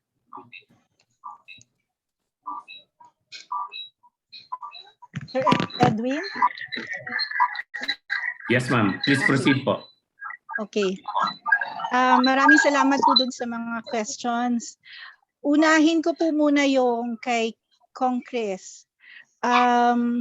Nabanggit ni Congress, no, medyo malayo na daw yung narating ni FPSDC. Gusto ko lang pong banggitin na isa po sa mga founders ng FPSDC ay si Congress. Kasama po siya noong sinisimulan pa lang at bago pa talaga i-rehistro ang FPSDC, kasama na po natin si Congress. And hanggang ngayon, no, kasama pa rin natin siya. At kung mapapansin nyo, parang hindi tumatanda si Congress, no? Nandun pa rin yung kanyang passion sa cooperatives. Congress, regarding po your request for a separate meeting, open po kami dyan. Sabi nga ni Ma'am Shelo kanina ay dapat daw ay open-minded, no? At bukas tayo sa ganitong mga opportunities. And kanina po sa aking presentation ay nabanggit ko rin na ang FPSDC po talaga is an advocate of collaborative ecosystem or yung value web na nga po, ano? Hindi na lang siya horizontal na value chain, pero nagva-value web na tayo. So, kaya po, Congress, open po kami dyan. Pwede po tayong magkaroon ng hand-holding initiatives doon sa inyong mga products po sa Cebu. And also po, nabanggit din ni Congress yung high cost of logistics. Tama po yun. Isa po yan sa mga challenges talaga. Kaya po nagmamahal yung mga produkto na dinadala natin sa mainstream market kasi nga po medyo mataas yung cost of logistics. And isa pong bagay kung bakit hindi rin tayo makapag-compete sa global market ay dahil din po ang taas, hindi lang po yung cost of logistics, pero yung cost of doing business talaga, yung buong ito. And kung i-connect ko po yon doon sa nabanggit naman ni Sir Romy na sino ba talaga or papaano ba talaga natin sisinupin yung mga challenges na kinakaharap natin patungkol dito sa ating ginagawang ito. And yung parang how many co-ops are doing the same? How can we capture it? Ano yung mga challenges? How can we address? Gusto ko lang din pong banggitin na sa ngayon po ay meron po tayong binubuo na Agricultural Cooperative Development Agenda. Kasama po natin dyan si Congress as co-chairperson. And yung pong ating mga cooperatives, kasama po ang PCC ay at yung iba pong mga cooperatives dito ngayon ay kasama po dun sa bumubuo ng ano nga ba talaga yung agenda ng agricultural cooperative for the development of the cooperatives in the Philippines. So ito po siguro ay magandang venue para po malaman natin ano yung mga challenges, paano ito i-address, ano ang ating pagtutuunan ng pansin. Dahil hindi po ito simple, hindi lang po ito mga parang little challenges, malalaking challenges po at parang minsan kailangan sabay-sabay mo siyang i-address. So siguro po para po mas gumalaw at umandar ay bigyan talaga ng focus dun sa mga challenges na yan, kung ano yung dapat na unahin. And isa po yan dun sa laman ng ACDA or Agricultural Cooperative Development Agenda. Yun lang po Sir Edwin, salamat po. Thank you for bringing up the Agricultural Cooperative Development Agenda. At maganda po yan na maging ways forward natin sa patuloy na pag-define natin ng ating value chain, lalo na sa marketing and agricultural clusters. Sige po, Ma'am Wina, with respect po dun sa tanong rin po ni Kong Chris at saka Mr. Romy, please proceed po. Thank you, sir. So, in regards po dun sa tanong ni Kong Chris, sir, dun po sa suggestion na regarding po on helping po yung mga co-op sectors on opening the one co-op mart or opening a cooperative store. So, it is one of the identified naman po na maging focus po ng federation, yung One Co-op Mart Federation po, on helping those cooperatives po na magkaroon ba ng sariling store or if ever meron na po silang sariling store to to scale up po kung ano po yung existing stores nila po. I think si Ma'am Sylvia po from the technical working group could add on to that, Ma'am Sylvia. Hi, Yes, Wen. please proceed po.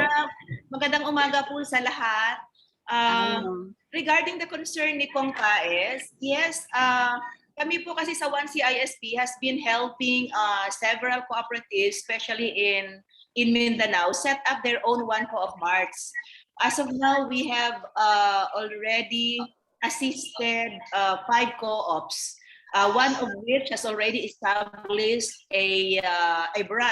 one branch, and they are looking forward to establishing another 2 branches.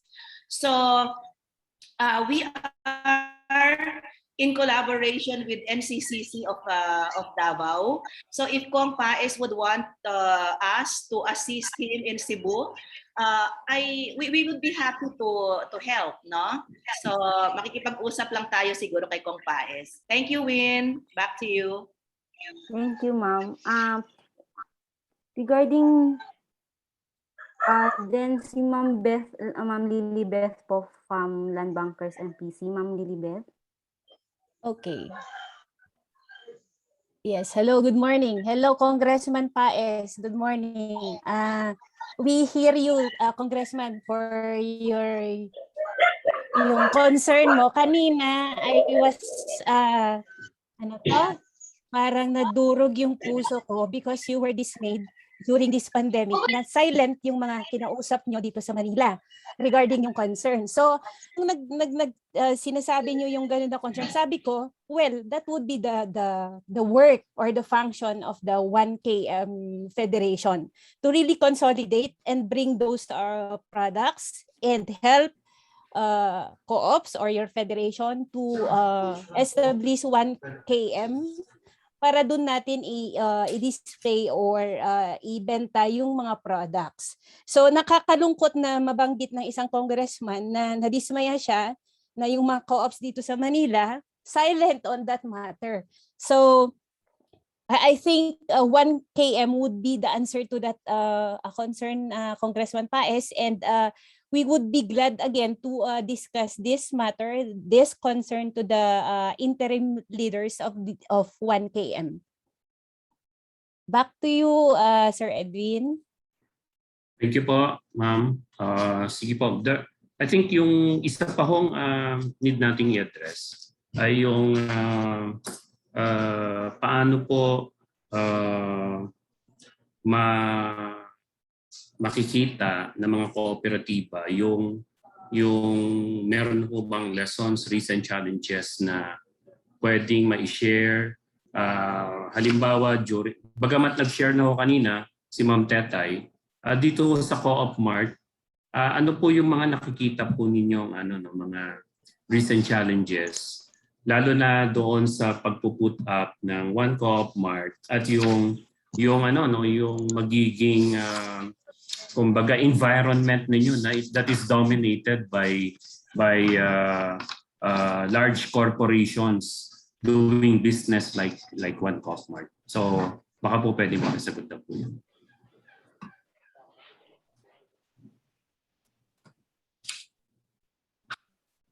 Okay po.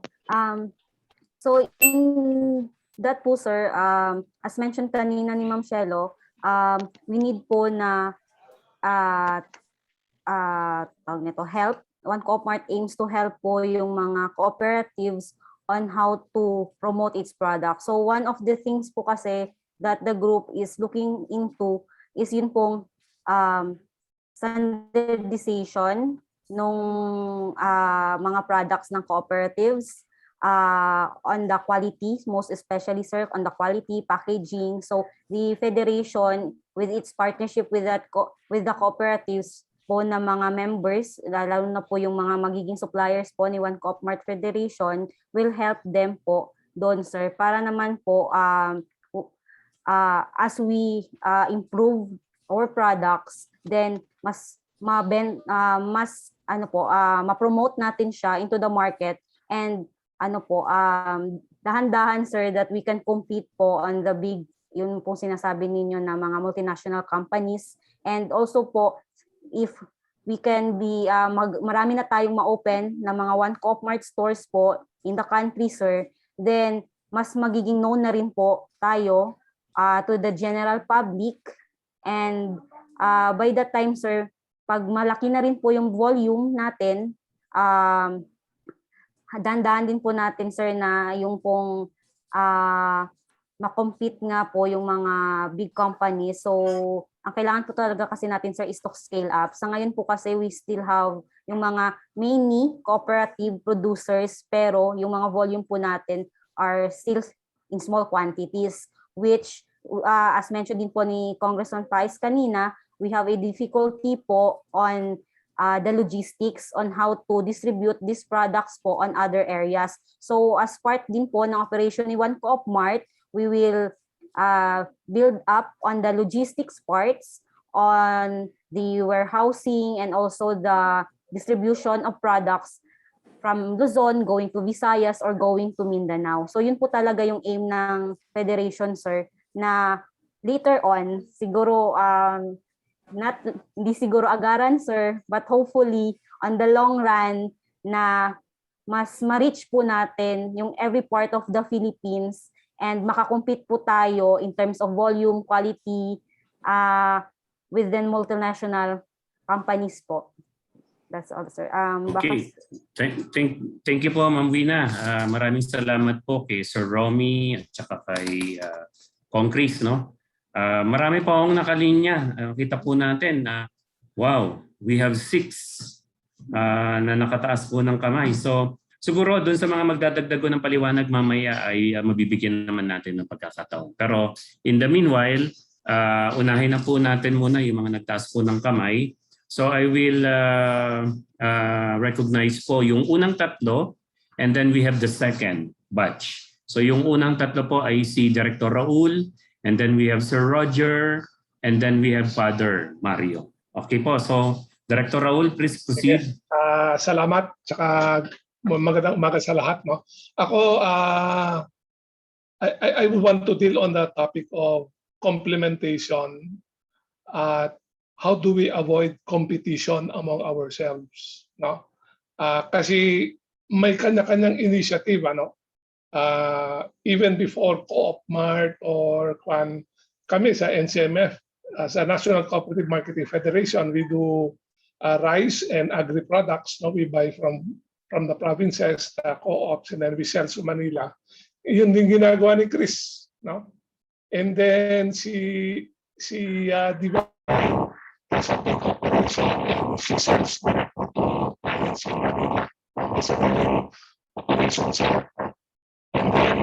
Sir Raul, nagiging robotic po yung ano, paki-check po yung inyong microphone. Thank you.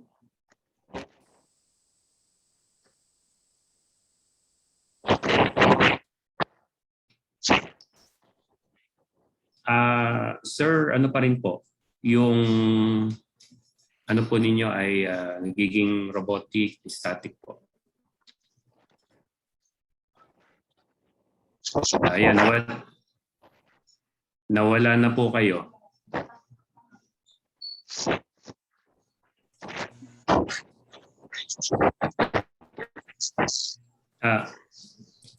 Okay sir, ganito po muna. Para po mas ma-appreciate po namin yung inyong concern, paki-check po yung inyong microphone. In the meanwhile, balikan ko po kayo after Sir Roger. Paki-check lang po yung inyong mic. Okay, Sir Roger, please proceed. Hindi naman ito tanong, ito ay advertisement. Kasi kasama ako sa FPSDC. Siyempre, ipopromote ko yung produkto ng FPSDC. October tayo ngayon. Halos nangangalahati na. Malapit na ang Pasko. Malapit na ang Pasko. Ang FPSDC may Pasko pa. Kaya, tayong mga kooperatiba, halimbawa man, gusto nyo regaluhan ng inyong mga direktor sa Pasko, kami malawak ang network namin. Kasi kahit itong si Linibet ay nasa land bank, pareho kami land banker, retirees nga lang kami. Ang kaibahan lang namin, mga senior officers kami, kaya kahit kaya naming diktahan yung mga branch manager. So kayo po, kung interesado po kayo na magkaroon ng paghahanda, ngayong nalalapit na Pasko, sa mga iririgalo, sa kung sino man ang gusto nyong regaluhan, andyan lang po ang FPSDC. At kikita rin po kayo pag bumili kayo ng Pasko Pack. Diba, Tetay? Ang isa ko namang binabanggitin ay kay Chris. Kasamahan ko yan si Chris. Actually, member kami ng Agri-Co-op. Chris, siguro mga one time, ikukonsulta ko sa iyo kasi nagpaplano kami ng dairy Carabao. Pero hindi dito pag-aari ng member, pag-aari ng co-op. And we are now into serious negotiation with the Philippine Carabao Center. Alam ko namang maasahan ko ang tulong mo, Chris. Anytime ka naman. Yun lang. Baka gusto dagdagan ni Tetay ng mga presyo. Thank you po Sir Roger. Actually po, sa mga speakers po namin, nagbibigay po kami ng token coming from FPSDC products. Good.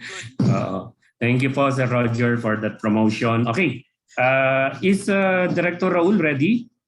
Okay na po ba yung inyong sound system, yung inyong mic? Okay, mukhang hindi pa yata. Pero sir, balikan ko ulit kayo Director Raul. So si Father Mario po.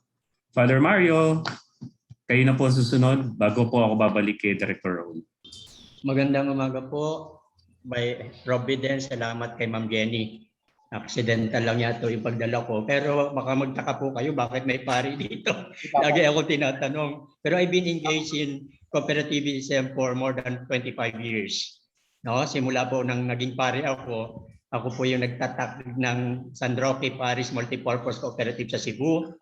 After 6 years ako po ay nilipat sa may Adamson University. Tinatag ko po yung Vincentian Family Multipurpose Co-op. Co-founder din po ako ng Caritas Salve at Caritas et Labora. Hanggang ngayon, board member po ako. Si Father Anton ay ginawa akong general manager noon ng microfinance temporarily. Hanggang ngayon, ang concern ko po, kasi bakit ako ay nagbabalik loob sa co-op ngayon. Kasi I'm now the National Executive Director of our Vincentian Foundation, ng aming primary advocacy ay housing. No? Yung housing advocacy po namin, hindi lang po yan pang Pilipinas, worldwide advocacy of Congregation of the Mission. Missionary po kami na mayroon kaming mga mission sites sa Luzon, Visayas, Mindanao. I'm very happy, lalong-lalo na po yung mga concern sa marketing. Kasi we are just starting branch, pag-put up ng branch. Eventually, we will have branches nationwide. Kasi yun po, bakit po? Kasi hiningi po ng aming mga donors. Although donations, mostly our fund for housing will come from the nation, pero binabayaran po yan ng mga mahihirap, pero walang interest. Ibabalik lang po yung nagastos nila for socialized housing. Ngayon po, ang concern ko, una bilang missionary at bilang pari, no? Kasi nga po, ang napakalaking problema dinulot ng pandemya ay food security and food distribution. Hindi lang po natatakot at namamatay sa takot ang mga tao dahil sa, lalo na yung mga mahihirap dahil sa virus, dahil sa gastos ng sakit, lalo na sa gutom. Ngayon, kahit may pera, kung walang available sa market o merong available sa market, yung pong panic buying. Nasa na-lockdown ako sa Cebu ng 2 years eh. Alam niyo po yung napakalaking tulong ng Co-op during our lockdown. Yung aming mga pari, kasi takot lahat lumabas yung marami. Kasi lockdown, noong unang March, kami po yung nag-distribute ng aming mga bigas. We venture into rice distribution. Kami, lahat ng aming pondo sa Co-op, binili namin ng bigas at inidistribute namin sa mga communities. Yung mga tindahan na maliliit, sila doon na po hindi na lumalabas. Yun po yung isa. Pero yung concern ko, hindi lang po kami for pandemic, yung disaster. Sa disaster, alam natin ang Caritas Manila is known for relief operation. Pero sa aming pong kongregasyon, may Vincent Health na nag-cater din sa Luzon, Visayas, Mindanao in terms of relief distribution. Yun po ang aking unang challenge sa lahat, hindi na po lang niya sa mga speakers. Gusto ko po sana yung Co-op. Una, mag-focus tayo sa basic commodities. Basic commodities. Kasi ang problema ngayon, marketing eh. Hindi po tayo malulugi kapag ang ating mga produkto ay basic. No? Kasi bigas, yung mga ganyan po. Kasi sa relief, kami po dito sa ilang milyon, lalo na tanongin niyo si Father Anton, ilang milyon, ilang sakong bigas. Hanggang ngayon, nagbibigay pa po kami ng mga bigas doon sa mga lockdown communities. Yun pa lamang po, malaki na yung market. Sa simbahan lang po. No? Simbahan lamang, kami po ay merong mga eskwelahan like Adamson University, Santa Isabel College, nationwide, yung mga iba namin eskwelahan, may mga institution, may mga parokya, meron pa pong gift giving tuwing Pasko, no? Meron po kaming monthly gift, may rice distribution sa mga senior citizen, mga pobre, pangasunugan. Diyan pa lamang po malaki na yung market. Kaya nga po, basic. Kung ang ikalwa niyan, sa basic, siyempre, hindi lang po ang ating problema ay in terms of quality of products, price.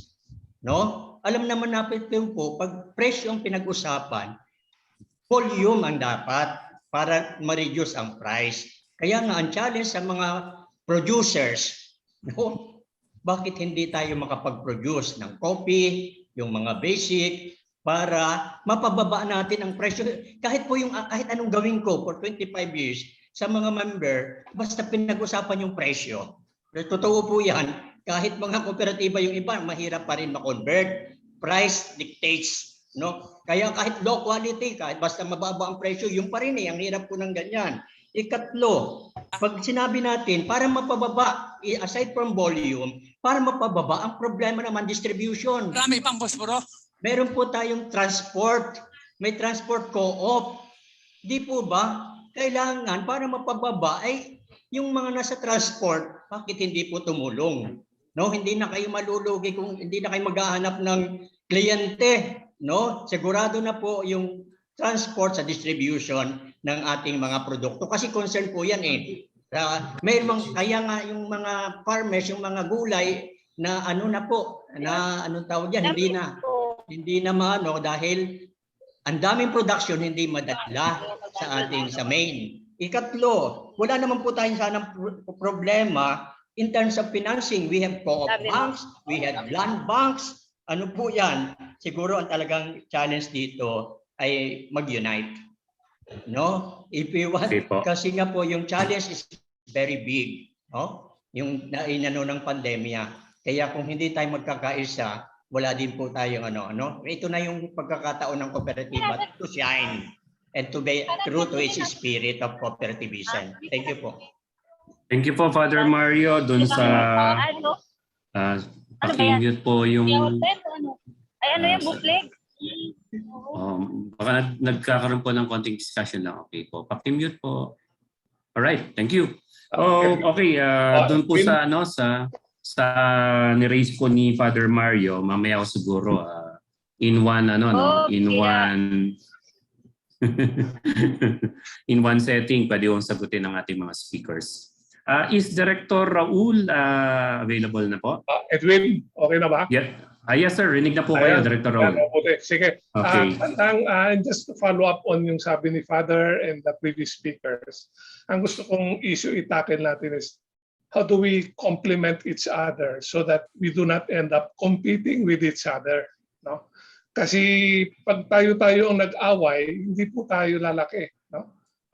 And the fact is right now may mga pare-parehong initiatives yung iba-ibang grupo, no? Kami sa National Cooperative Marketing Federation, we do rice trading. Ganon din ang ginagawa ni Chris. Ganon din ginagawa ni Divine, no? Pero ang market natin isa lang. Baka time will come, magsusulutan tayo ng customer, no? Para kasi negosyo no? And what will stop one co-op mart later on into going into processing and competing with Tetay, no? So I think hindi siguro mangyayari yun, no? Pero pag hindi tayo magplano na ngayon habang maaga pa, i-lay out natin yung network at saka yung sistema natin para we complement and we work as one, no? Noong una, akala ko ganito ang sistema.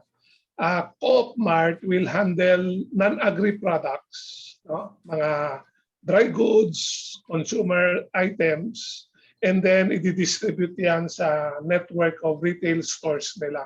No? Akala ko ganun nung usapan. NCMF will do the agri products. No? So, unprocessed raw agri, bigas, prutas, whatever, no? Vegetables. No? Tetay naman will handle the processing of agri products. No?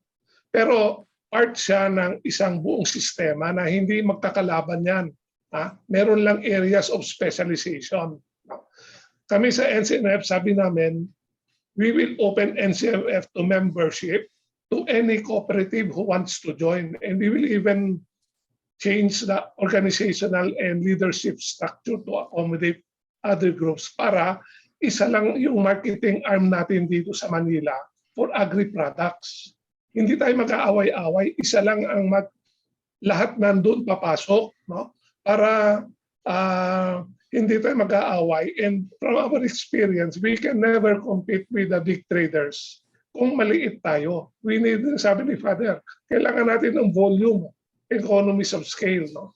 So that's the only way we can compute. So paano kaya natin gawin yun?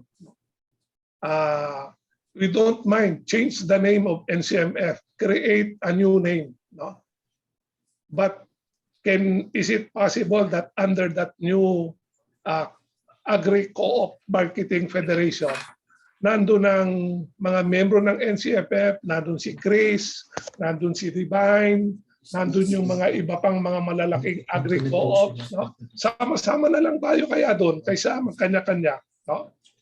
At the same time, Co-op Mart, nakita ko, will go into contract growing with farmers and then start retailing farmer products. Di kalaban na naman. No? How can we settle that? How can we fix that? No? So parang yun ang challenge ko sa grupo. Kami, we can exist on our own even without that. No? Pero nakikita ko, if we really want to become big market players, ngayon pa lang, usap na tayo. No? imbis na hintayin natin yung panahon na magkakalaban tayo sa merkado. And maybe PCC can have a big role in that. Para anybody wants to sell their agri-products in Manila, go through this single co-op, agri-co-op marketing federation. Yan yung conduit natin. We can have one for Visayas, another one for Mindanao, para medyo hindi rin namin kaya ang Visayas Mindanao. Ang strength namin dito lang sa Manila. Ang malaking nakikita naming market ngayon is yung mga fruits from Mindanao. Wala kaming source. No? If there is a Agri-Co-op Federation in Mindanao who can supply that to us, we will do the distribution here in Manila. No? Pero ang relasyon namin dun sa Agri-Co-op Federation sa Mindanao, hindi yung buyer-seller, pero we are all part of one system and we will share in the kita ng mga transaction natin. No? So, siguro nananaginip ako kung kaya natin gawin yun. No? Pero it could be a big challenge for us if we can do that. A big thing for us if we can do that. No? That we work as one, iba-ibang grupo, pero isa lang yung sistema na ginagamit. Salamat. Thank you, Director Raul, doon sa iyong parang ways forward na rin ito. Yung complementation and not competition at mag-usap-usap. Sige po, probably our speakers and yung mga support speakers po natin can answer yung nauna pong I mean yung sinabi ni Director Raul ngayon and then yung binanggit po ni Father Mario. Okay po. So who will go first? Ma'am Tetay and then follow up by Ma'am Shielo and Ma'am Wina. Ma'am Tetay, please. Opo. Thank you, Sir Edwin. Gusto ko po munang unahin yung kay Sir Roger. Para medyo Thank you, Sir Oji, for promoting the FPSDC or FNC Pasko Pack. Totoo po yun, every Christmas ay meron kaming mga nilalabas na Pasko Pack. And hindi lang Pasko Pack, siguro isang comment ko lang po doon sa putting up warehouses. Kasi kung titignan po natin, yung putting up warehouses, napaka-capital intensive po talaga siya. Siguro ang isang parang yung warehouse ng 7-Eleven na nagsusupply sa kanyang mga different stores ay malaki po talaga yung kanilang nilalagay na investment, no?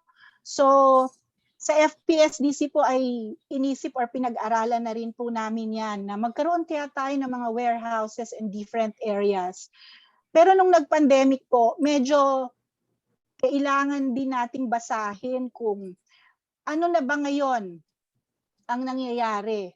Kung mapapansin po natin yung online selling ay napakalakas, no? So, yung mga Lazada, nag-i-invest lang talaga sila sa warehouses. Tapos online selling na sila. So, importante rin po talaga na merong mga warehouses. Pero dahil po capital intensive nga siya, sa FPSDC po, ang isa po sa naisip namin ay to utilize yung mga members na lang in different areas. Halimbawa, may isang member sa Luzon, like sila Divine. Meron na silang existing warehouse or warehouses. So, pwedeng yun na lang yung pwedeng magkaroon ng joint ventures in that. Halimbawa sila Sir Chris, magtatayo sila ng mga warehouses sa Cebu.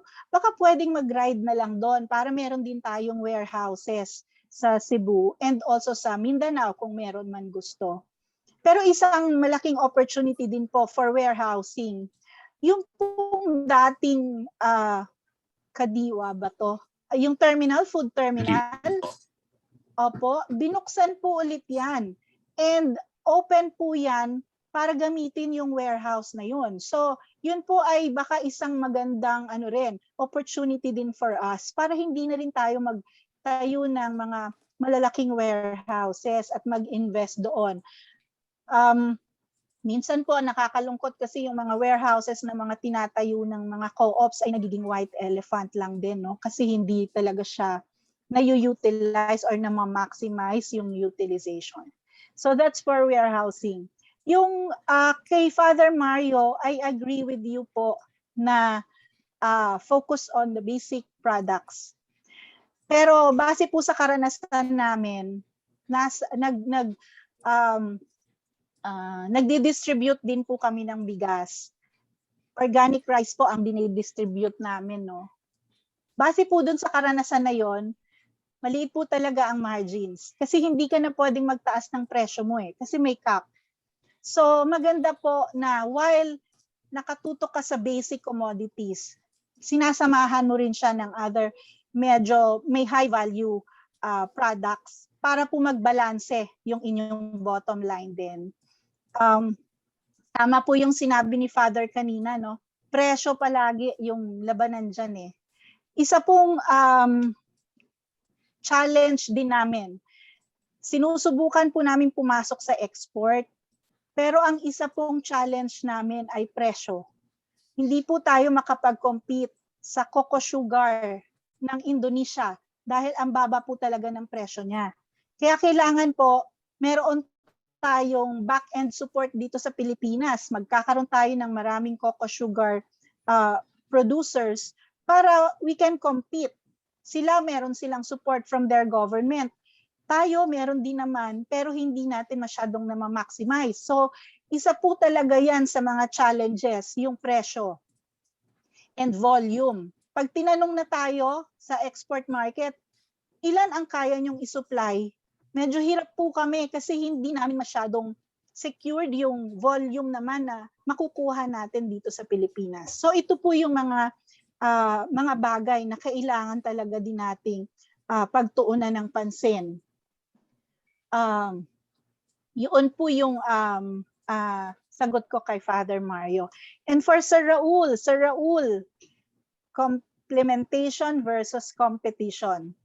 Kaya po napaka-importante nung Quo Vadis, no? Where are we going? Saan ba talaga tayo pupunta? Magko-complement ba tayo o magko-compete tayo? Sa nakikita po natin ngayon ay parang pwedeng magkaroon ng competition talaga in the long run. And sana yung competition will be a healthy one. Diba? Hindi naman po masama yung competition. Pero I also believe with yung sinabi ni Sir Raul na dapat may complementation. Sa ngayon po sa FPSDC, ang ginagawa po namin ay nakikipag-complement kami with NCMF. Yung pong pag meron silang mga excess na products na walang market, binibili po ng FPSDC yon. So nagsisimula na po kami doon sa track ng complementation. Ganon din po sa Nueva Segovia and doon din po sa mga ibang distributors, no? So tingin ko po yung complementation ay should go parang hand in hand with competition also. Kasi maganda rin naman na may kompetensya ka kasi mas mas na challenge ka to be better. Sabi nga kanina, 'di ba? Sabi ko kanina, you should be better than yesterday. So, yun lang po. I believe with complementation.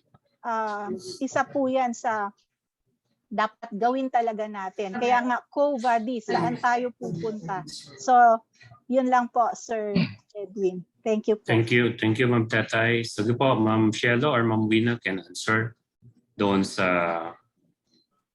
ni-raise po ni Director Raul at saka ni Father Mario. Edwin, sa short comment lang kay Tetay. Ang dami na nating kalaban. Kalaban natin lahat ng mga private businessmen. Tayo ba mag-aaway-away pa rin tayo? Di ba? If we want competition, they're everywhere. But should we compete against each other? Kailangan pa ba natin yun? No? Sige po, there is a parang kolatilya naman po sa sinabi ni Ma'am Tetay na complementation is important. However, yung competition is kumbaga given, pero gaya po ng suggestion nyo kanina, we should sit down, discuss paano yung complementation at pag-usapan pa yung value chain na very important dito sa clusters na ito that cut across dun sa iba pang mga clusters. Sige po.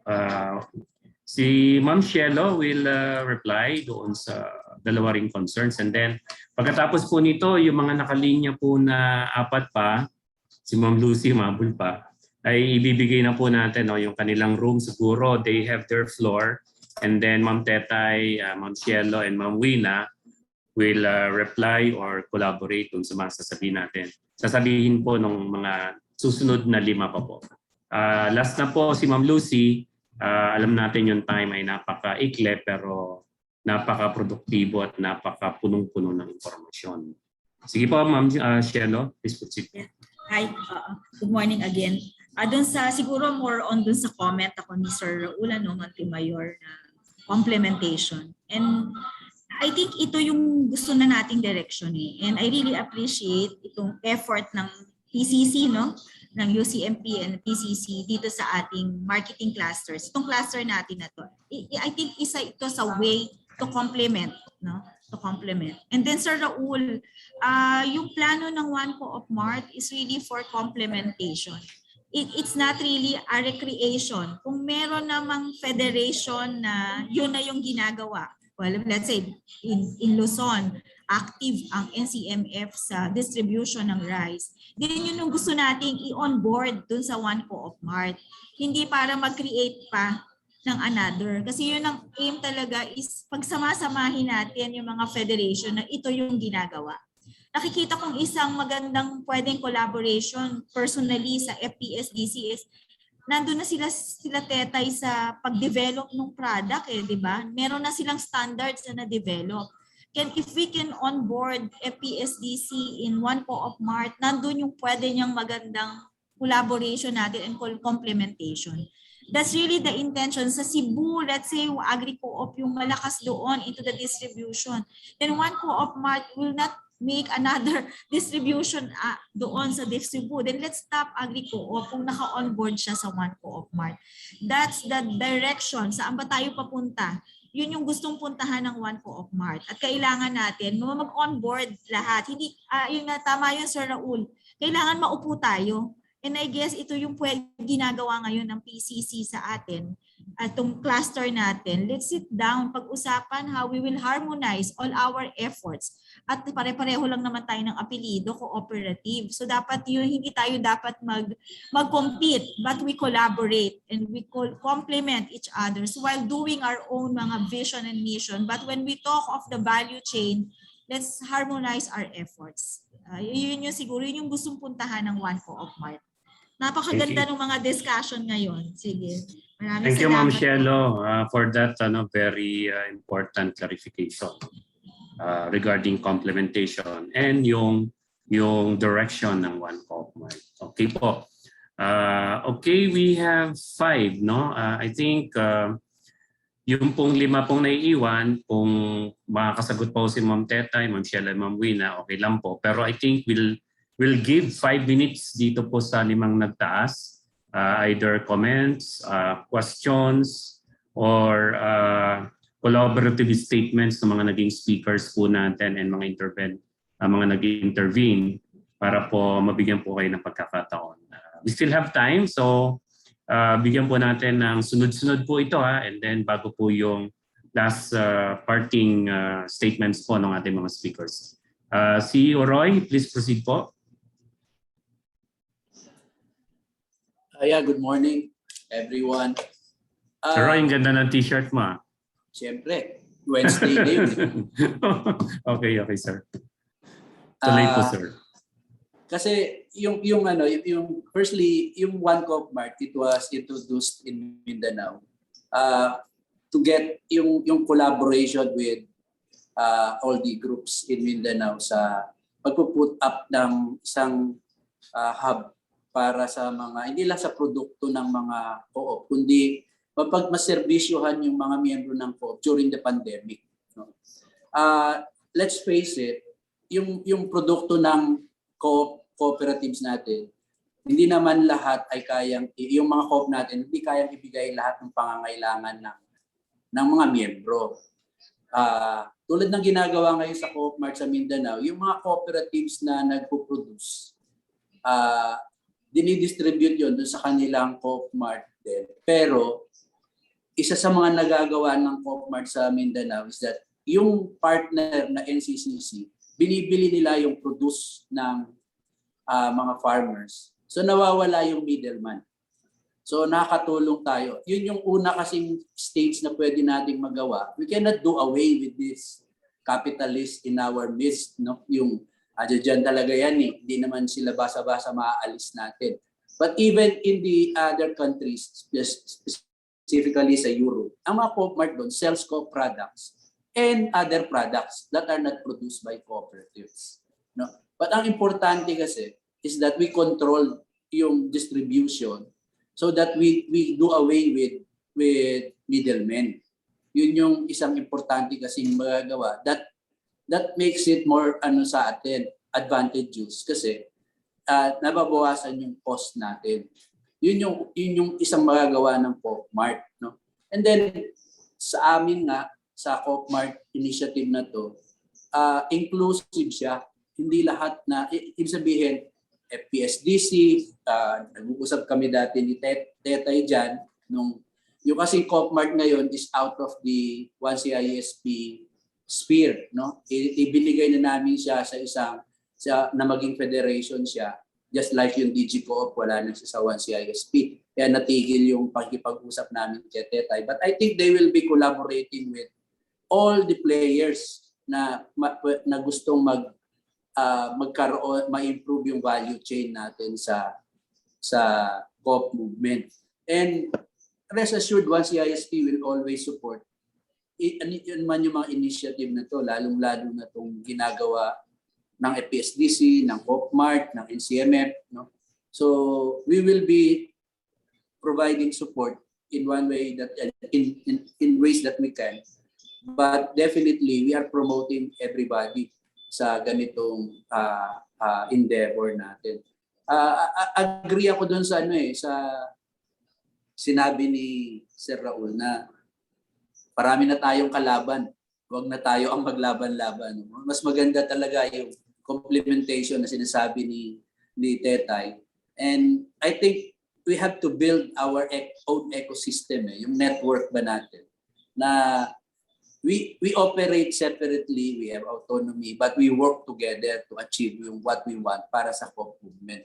And wag nating yakapin lahat kasi minsan niyayakap natin lahat eh. Hindi naman natin kayang gawin lahat yan eh. So ibigay natin sa mga organization o cooperative tulad ng FPSDC, ng Coop Mart, yung bagay na ito sa NCMF. No?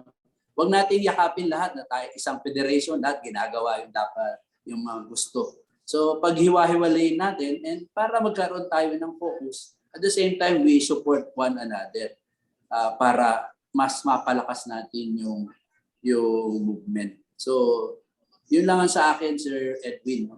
Let's complement, let's build networks, let's build ecosystems within the Coop movement.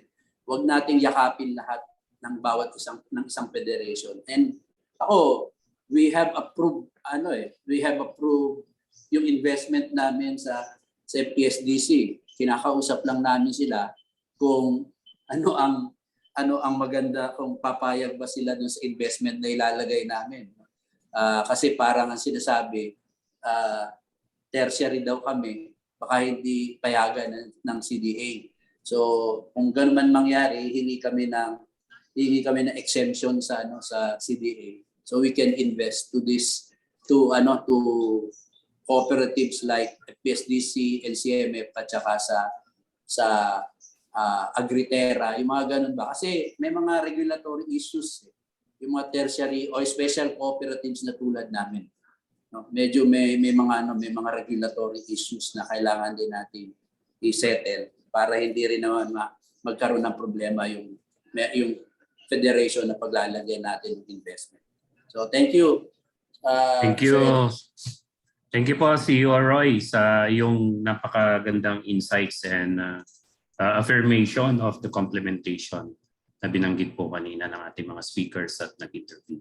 So susunod po ay si Sir Alvaro. Please proceed po, Sir Alvaro. Okay. Thank you po, Sir Edwin. Actually, ako po, I would like to echo in yung sinabi ni Sir Roy na talagang we have to, kumbaga, identify yung identity and role in the value chain. Katulad po ng ginagawa namin, po I represent plant produce, but for a very long time, we've been working with cooperatives. Kaya pa rin po ako nagtaas ng kamay kasi nabanggit po ni Ma'am Tetay ang FTI Kadiwa Food Hub. So I would like to elaborate on it kasi this is a perfect solution para po sa ating mga cooperative. Ang Kadiwa Food Hub po ng FTI na-revive po ulit for a very long time.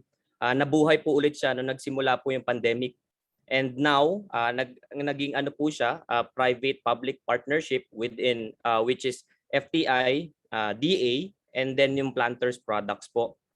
So ngayon, we are assisting cooperatives from the north, from the south, from different areas para maging facility nila etong Kadiwa Food Hub. Tama po si Ma'am Tetay, masyadong magastos po ang pagse-setup ng warehousing, cold storage, and yung mga ibang services in between para ma-bridge yung clients tsaka yung produkto ng mga cooperatives. So what we do po dito sa Kadiwa Food Hub, we facilitate, we manage and operate the food hub in such a way na makatulong sa mga cooperatives para maging warehouse nila ito, maging cold storage nila ito, maging tolling services nila ito. Kasi ngayon po ang FTI, Kadiwa Food Hub, ang mga services po niya, meron po siyang cold storage, meaning up to negative 28 degrees. Pwede po. So if you have meat products, fish products, or chicken products, or whatever product you have na kailangan cold storage, pwede nyo pong magamit yung facility. Meron din po tayong cold room, meaning 10 degrees to 15 degrees. Ito po yung para sa mga vegetables nyo po, and then meron din tayong dry storage. Ito yung para sa rice, salt, sugar, or ano pa pang mga iba yung mga dry products. So, ang nangyayari po dito, we've been doing this ever since nag-start po ang pandemic. We have partners in cooperatives in Batangas, partner cooperatives in Benguet, in Cordillera, na sila po ang naglo-locate dito sa facility na ito. A good example lang po, before, no nag-start po yung isang cooperative, yung isang farmer groups in Benguet, nung prior to using the facility, parang ang renta po nila sa Manila more than 10,000 because they need to rent a warehouse, a facility, dahil yung kliyente nila nandito sa Metro Manila. When they used the facility, FTI, ang naging rent na lang po nila on a monthly basis became 1,500. So that's the goal of Kadiwa Food Hub, the facility, to help itong mga cooperatives natin para madala nila yung produkto nila doon sa kliyente nila using this facility. For example, yung mga tinutulungan po ng Department of Agriculture doon sa Kadiwa program nila, ini-invite nila yung mga cooperatives to sell their products here in Metro Manila. The problem is walang storage, walang facility. Ito po yung naging solution. So I would like to, the reason why I'm explaining this is hopefully since the theme of this conference and seminar is collaboration, complement one another. Hopefully, we can use this facility para sa inyo pong mga produkto, madala nyo sa kliyente nyo without bearing the cost of warehousing, manpower, additional manpower for the facilities, and all those other activities po that hindi nyo naman specialization. Sabi nga po ni Sir, focus on our specialty. And we complement the value. So, yun po. And I will leave my contact details para po if you are interested to use the facility of FTI, we will gladly cooperate and we gladly support one another. Ito ang vision. And lastly po, moving forward, ang goal po ng department. For a while po, pakimute po muna si Sir Richard. Sir Richard, thank you. Sige. So, moving forward, sige patuloy. Ang goal ng Department of Agriculture in partnership with FTI and the private sector, hopefully tayo rin, cooperative as a private sector, magkakaroon po ng different food hubs in the corners of Metro Manila. So north, south, east, west. So if for example your activities are in the south, no problem. Magkakaroon po ng facility dyan in the south para po sa food hub without bearing the cost of, again, yung facility na yun. And then may north, meron din sa east, meron din sa west. Now FTI is the pilot and the model. With us, the cooperative sector, it will become a success model for us to replicate. Kasi ang idea ni Secretary is a spoke and a hub model na ginagawa na po in Southeast Asia and other countries, yung spoke and hub model. So ito na po yung hub natin in Metro Manila to farm out our products. So yun lang po, and I hope we can collaborate, we can work together to achieve itong value chain natin. So maraming salamat po. Okay, thank you, Sir Alvaro. No? Maganda po yung naging participation niyo po rito at may mga nagtatanong na po, no? From the chat room. Baka you can leave your contact details, no? Para po sa communication. And I think we will communicate again with you, Sir Alvaro. Thank you. Okay. Ma'am Divine, sabi mo naman po ay nasa chat group, nasa chat room na yung iyong text, pero mas maganda kayo na mag-deliver. Ma'am Divine? So ako naman ay it's more on direct na sana maramdaman na ng mga farmers na natin ngayon. It's already in our hand. Kung baga, nasa kamay na natin. Kasi like yung suggestion ko sa chat box na every year we have the patronage, we have the patronage refund.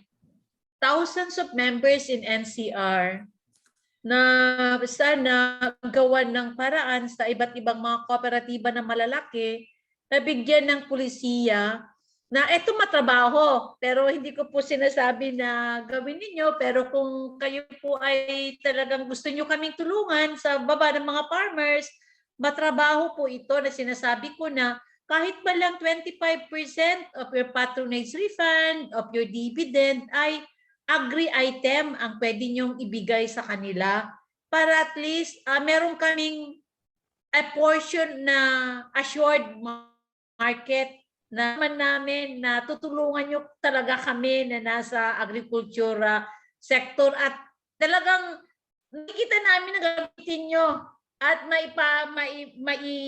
may distribute sa lahat ng mga members, and it's a one-way na may promotion na po ng mga products ng aming mga maliliit na farmers at iba't ibang mga cooperative. 25% lang po sa dividend and donation fund na ibili ninyo sa amin na distribute. Kaysa naman yung mga members ninyo bibili pa ng bigas, baka bibilihin pa nila ng mga bigas yung mga members ninyo ay mga imported pa na mababango at masasarap na pero we are not saying na we will impose, pero sana po kahit ba lang 25% of your patronage refund at saka dividend na dinidistribute niyo ay makatulong talaga kayo sa amin sa mga aming mga farmers. Salamat po, yun lang Sir Edwin. Thank you, ma'am. Ni-note po namin yung inyong proposal at mamaya sa ways forwarding na po natin. Sige po, thank you Ma'am Josa. Sir Isagani, kayo po, and last po si Ma'am Lucy. Thank you, Edwin. I'd just like to comment on several points that I noted doon sa nag-share kanina. Una, I agree with the point of si Raul Montemayor.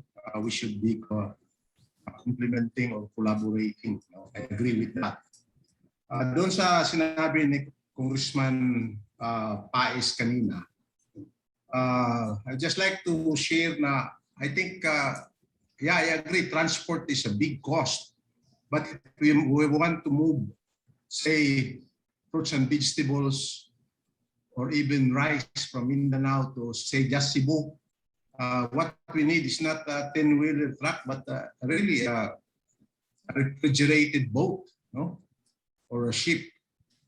So, yung warehouse, actually, we are planning to put up one because we want to engage in one co-op mart, but it's not our primary that will be engaging in it, but our members. So we are planning to recruit about 2,000 of our members with sari-sari store to go into a Coop Mart. That's why we will need a warehouse. So initially we will rent, but eventually we will put that up. No? And if PSDC also would like to use that, we can always share that to them. Importante po talaga ang presyo. What we notice right after tarification, bumagsak yung presyo ng palay, no? Bumagsak. So kawawa yung farmers. But what we did, we set up our facilities in Maranding, Lala, Lanao Norte. What we did is we bought their palay 2 pesos above the market price. And sa amin in fact, nahihirapan kami sa where to warehouse the finished product in that particular stage. Pero okay naman ngayon. Okay na ngayon. So, we are also actually, what we are, Titay, that's why I asked you about the Piling Pinoy, because we are into vegetables. No? We want to package vegetables cleaned already, right there at near the farmer's place, and then we want just a program that we can distribute this to co-op members. So we hope we can facilitate that. We can start this, we can launch this immediately. Last May and June, actually we tried this when the community pantry in Metro Manila became boom. We actually also did our share to help. We contacted 3 cooperatives, 1 in Benguet and 2 in Nueva Vizcaya. And they were able to deliver 2.5 kilos of assorted vegetables already cleaned and packed.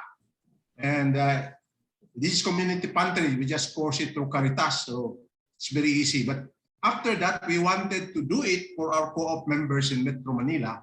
But unfortunately, we don't have the application to be able to facilitate the distribution of these vegetables. So right now, we'll be harvesting adlay from IPs, indigenous people.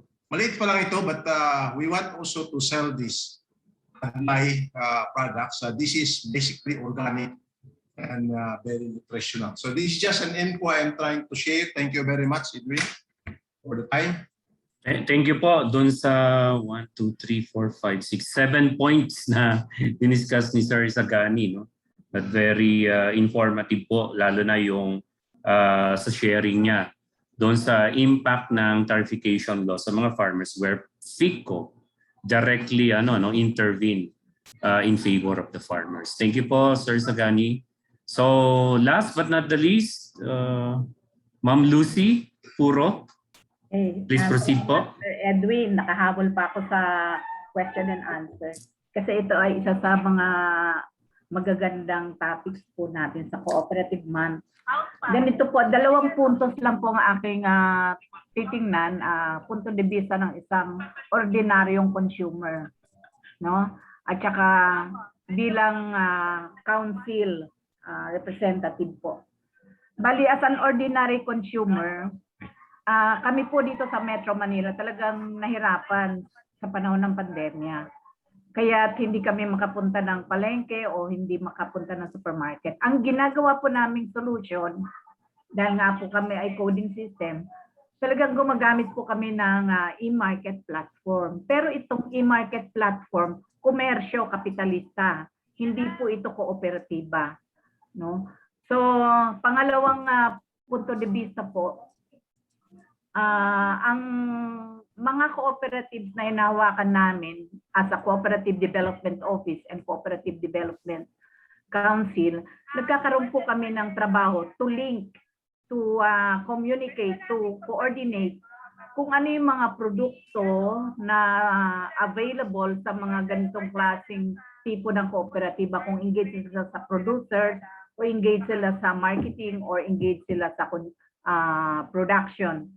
So we just link yung product ng mga kooperatiba natin doon sa mga direct consumers through their members, no? So we make use of a certain cooperative platform.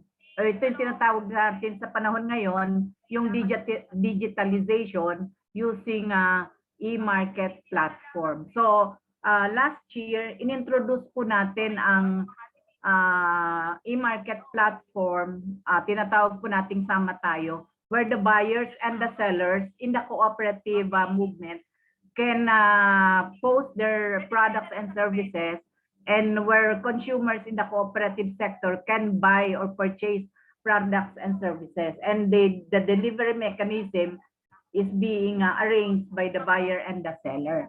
Ang tanong ko lang po, pero pwedeng hindi nyo sagutin ngayon dahil talagang mahirap sagutin sa mga panahong ito. Naalala ko po yung laging sinasabi noon ni Senator Boots Aquino. Sa supermarket ng SM, ang daming klaseng produkto mabibili dun sa supermarket. Pero iilan lang po doon sa mga produkto na yun ang integrator. Yan ang wala sa atin sa cooperative movement. Hindi alam ng mga kooperatiba sino ba talaga yung nagpo-produce ng ganito. Sinong kooperatiba ang nagma-market ng ganire? Sinong kooperatiba ang nagta-transport ng ganire? So, walang ganoon. Pero kung meron sana talaga tayong integrator na kung saan lahat ng produkto na pinoproduce ni FPSDC, ni Congressman Paes, available yan at naka-advertise po yan para ma-match po ng mga sellers yung pangailangan ng mga buyers. Pero dahil nga po tayo ay Luzon, Visayas, Mindanao, napakahirap pong i-transport lahat ng produkto dahil ito ay mga perishable goods. So kailangan lang po natin, no? Hindi naman kailangan yung Mindanao ay pupunta sa Metro Manila para ibenta yung kanilang bigas. Ito lang kapitbahay natin ng Region 1. Isa sa pinakamalapit, ang Nueva Ecija, isa sa pinakamalapit na nagpo-produce ng bigas. Pero wala ho nag-i-integrate ng kanilang mga produkto. So yan dapat po ang gagawin natin sa value chain na pinopromote natin ngayon. Yan ay magiging assignment ng ating PCC, ng lahat po ng mga partners po natin sa ilalim po ng United Cooperative Movement of the Philippines. Napakaganda ho nung sinabi ni yung sa marketing, nakalimutan ko yung pangalan. Ito pinag-aralan namin noong kami nasa kolehiyo kung paano po yung lahat ng mga producers, consumers, marketing ma-integrate sa iisa. So siguro yun ay napapanahon na ngayon kasi tagal ko na nag-aral, yun ang aming assignment. Hanggang ngayon, di ko pa nakikita yung sagot sa assignment na yun. Integrator ho ang kailangan natin. How we can integrate all the products and services. At gamitin po natin, maganda yung ginawa ng CDA Kaya lang naka-offline pa sila sa system. Kaya ako'y nag-beg off sa NCDC para i-promote po yun. Kasi meron po silang Cooperative Business Matching, CBMIS, an information system. So yun po yung kailangan natin platform para maipasok. Yung ginawa po naming platform last year, yung Sama Tayo, which is equivalent to what FPSDC has done, nagpa-partner po kami ngayon sa Lazada para lahat po ng mga produkto ng kooperatiba ay mai-advertise po sa Lazada. So partnership po kasi kung kami lang po ang gagawa, kasi coordination lang naman po kami, tsaka complementation, ang role ng council, syempre yung maintenance po ng system medyo mahal. Kaya kailangan ho mag-partner kami sa Lazada para ho maipasok namin yung mga produkto mismo ng mga kooperatiba, bigas, agricultural or whatever. So yun po, iiwan ko lang ho yung tanong, Sir Edwin, sino ang dapat na maging integrator? Salamat po. Thank you, ma'am. Sama po natin yan sa ways forward, no? Yung sino ang magiging integrator. So kailangan po ng mga pag-uusap talaga dyan. Okay, before we present po yung synthesis and yung ways forward, si Chair Gary po, being the chairperson po ng PCC, at alam niyo po malaki yung challenge na kinakaharap natin. Bigyan po natin siya ng pagkakataon para naman po magbigay ng kanyang views. Yes, Chair Gary, please pasok po. Yes, salamat Edwin. Kasi ayoko na sana sumingit, pero kasi habang nakikinig ako sa mga reactions, lalo na yung kay Raul, kay Tetay, kay Kong Chris, at ngayon kay Lucy, parang lalong lumulutang, para sa akin ang ating self-imposed challenge sa PCC, which is specifically to rationalize yung tatlong bagay. Paulit-ulit natin ito sinasabi, consolidation of our resources ng co-op, integration ng lahat ng ating efforts, at unification ng mga stakeholders. In this case, yung mga value chain players, no? Pero siguro, idagdag natin dyan, ang isa pang mas imposing challenge para sa atin sa PCC is not just to pay lip service to this three-pronged aspiration natin, but rather to put ourselves to task on these aspirations, no? Kasi kung tutusin, kung isipin natin, in essence, yung pinag-uusapan natin ngayon, itong consolidation, integration, and unification, this is actually value chain, no? At malimit ko rin sinasabi ito, lalo na sa SDCC, na when we speak of value chain, hindi lamang integration ito ng mga produkto, but also, unang-una, pangalawa pala, services, finances, at saka information. Pangarap pa nga natin, ma-digitalize natin lahat ng ito, no? So why did I mention finances? Naalala ko yung pangarap ni Gani Daba, no? Na magkaroon tayo ng integrated co-op financial system. Again, para sa akin, this is actually value chain in concept. Maybe sa financial services sector, this is value chain, but we can readily extend this to the other clusters. Dahil uulitin ko, when we speak of value chain, it's not just integration of products, but integration of services, finances, and information. And speaking of information, pangarap pa nga natin na makapag-put up ng isang online real-time na co-op data registry. Again, cutting across all the different clusters, no? And ulitin ko rin, ano ang sinasabi nating characteristics ng value chain na ito? Replicable, scalable, sustainable, and most importantly, inclusive. So, at tulad din ng napag-usapan nating huli ni Father Anton, 'di ba? Medyo nakakaligtaan nating role ng PCC ay yung pagpo-promote sa sector. And I think mas bibigyan natin ng substance ito, yung pagpo-promote, yung role natin bilang promoter ng sektor, no? Promoting the sector as a whole, but also and not only that, but also yung mga specific na undertakings, mga specific na initiative and engagements ng iba't ibang stakeholders natin dito sa sector. So, yun lamang, Edwin, ang isang realization na nakuha ko personally dito sa mga naging usapan ngayong umaga. Thank you, Chair Gary. Sa dagdag na ways forward, no? Siguro bago natin i-present ngayong ways forward, so marinig po natin yung mensahe pa ho ng ating mga speakers from FPSDC, Ma'am Tetay, and from One Co-op Mart, either Ma'am Wina or Ma'am Cielo. So, Ma'am Tetay. Thank you, Sir Edwin. Mukhang ang ganda po nung naging usapan natin ngayon, no? Maraming mga opportunities na lumutang, yung kay Sir Roy, yung kay Jazz Nito for the FTI, yung kay Sir Gani, yung sa Adlay, yung sa warehouse, sa vegetables, at interested po si FPSDC doon sa mga yon.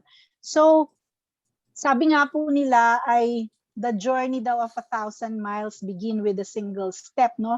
And mukhang nakahakbang na tayo eh. So para po sa amin, tingin ko po, let's continue the journey by collaborating and working together. Maganda yung nabanggit kanina ni Ma'am Lucy no? May mga initiatives pa na pwede pa rin talaga natin pag tignan kung paano talaga tayo makakapag-collaborate. So, yun lang po yung sa amin. Let's continue our conversation. Salamat po, Sir Edwin. Thank you, Ma'am Tetay, doon sa nakita mong pagbubukas ng mga oportunidad, lalo na sa value chain discussion natin today. So, Ma'am Shielo? Ma'am Shielo? Okay. Yeah, hi. Ayan. Good morning po ulit. Napaka-interesting po nung ating session ngayon. Tama, agree ako kay kapatid nating kay Teta. I think handa na siguro yung sector, no, to take bigger steps, and napakalaking role ng PCC and UCMP na appreciate ko tong mga efforts na to dahil ito yung nagsisimulang mag-unite, no, sa co-op. At nakakatuwang marinig yung mga presentations at saka mga discussions natin. Kasi again, 32 years in the co-op, dati noon ang mga presentation, I'm sure Tetay will agree, para bang ano yung ginagawa mo sa co-op mo? Parang ganon. Ganon yung lagi mong sinasabi, ito yung ginagawa namin sa co-op namin, ganito kami. But right now, in most of our sessions, hindi na yung ginagawa mo sa co-op mo eh. But ano yung pwede nating magawa ng sama-sama, no? At may mga steps na, marami ng effort. But again, I think from one co-op mart, ang intention being one from the TWG, ang intention natin ay magsama-sama. Let's not reinvent the wheel. Kung nandyan na yung mga federations na yan, sabi nga ni Ma'am Lucy kanina, integrator, baka pwedeng yun ang makikisang malaking role ng one co-op mart. Kasi pati nga co-op bank, gusto namin i-onboard doon kasi sa chat box may nagtanong paano kung walang finance, and that where co-op bank will come in, diba, to help yung mga walang pang finance pero gustong magtayo at mag-collaborate. Siguro ano lang, tama yung sabi ni Tetay, pinost ko din kanina sa chat box, kailangan lang nating maupo, mag-usap-usap at maging open at maging, let's forget competition but more of complementation, ano? And when we think of competition, it's the co-op sector competing outside our own sector. And let's join our hands, and with the help of the PCC, the UCMP, and all the federations in this undertaking, magsama-sama lang tayo at I'm sure may mararating tayo. Yun lang naman. Maraming salamat po sa session na to, and congratulations Sis Tetay for the nice presentation, and kay Wina ng One Co-op Mart na gusto nating ma-implement itong mga gawain na to. Maraming salamat po. Happy Co-op Month po. Okay, happy Cooperative Month sa ating pong lahat. Bago po namin ibigay yung ways forward, pwede po bang pabukas ang lahat ng ating mga video? Atin po munang ibibigay ang certificate of recognition sa ating mga speakers. So, pakita lang po natin. Okay, sila Ma'am Katwa Nicole. Akin pong babasahin. Of course, ito po ay pipirmahan ng ating UCMP chair at saka po ang PCC dahil ito po ay joint undertaking. Basahin ko lamang po, ano? Certificate of recognition is hereby awarded to Ma'am Christy Rowena C. Plantilla, Chief Executive Officer, Federation of People's Sustainable Development Cooperative, in recognition for her meritorious service and participation of source speaker during the virtual forum entitled Quo Vadis, Promoting Cooperative Products, Programs, and Services through the Cooperative Value Chain Model, na ginanap po ngayong 13th of October via Zoom. Thank you, Ma'am Tetay. Alright. Ang susunod po na certificate of recognition ay binibigay po natin kay Ma'am Wina C. Maguad. Siya po ang Senior Manager, ACDI Multipurpose Cooperative Member, and member of the One Co-op Mart Technical Working Group, in recognition for her meritorious service and participation as resource speaker during the virtual forum entitled Quo Vadis, Promoting Cooperative Products and Services through the Cooperative Value Chain Model.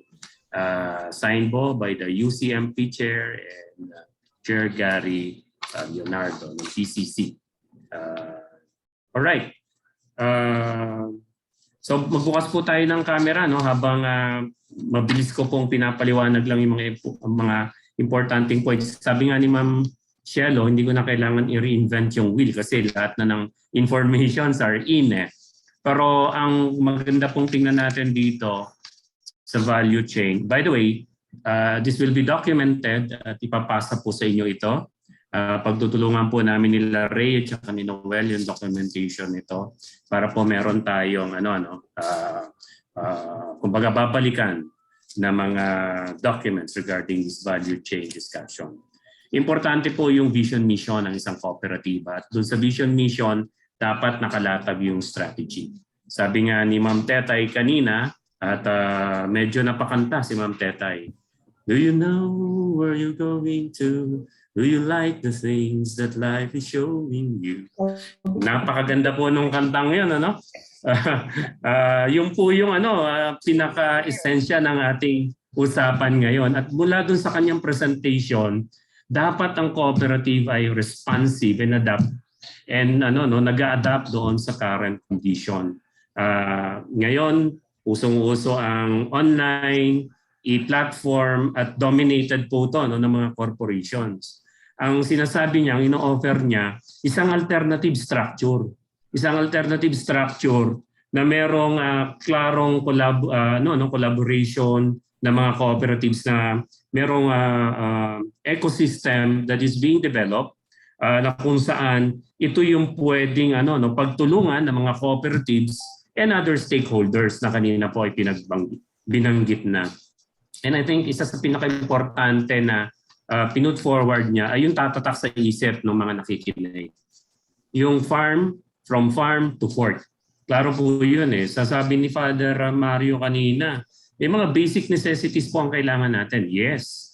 So dun sa farm to fork, ibig sabihin pagkain kaagad po ito eh. At ang direkta dapat nito ay sa mesa ng ating mga miyembro, ng ating mga mamamayan na sa panahon ng pandemya ay nagkaroon din ng ng crisis, pero malaki ang naging role ng cooperative. So bukod po dito, yung mga major takeaways po na binanggit ni Ma'am Teta, hindi ko na po ulitin, pero ang isang importante na kanyang diniinan doon, aside from the synergy, ay yung sharing of resources na nagkakatakros din doon sa mga intervention ng ating mga cooperators na nandito.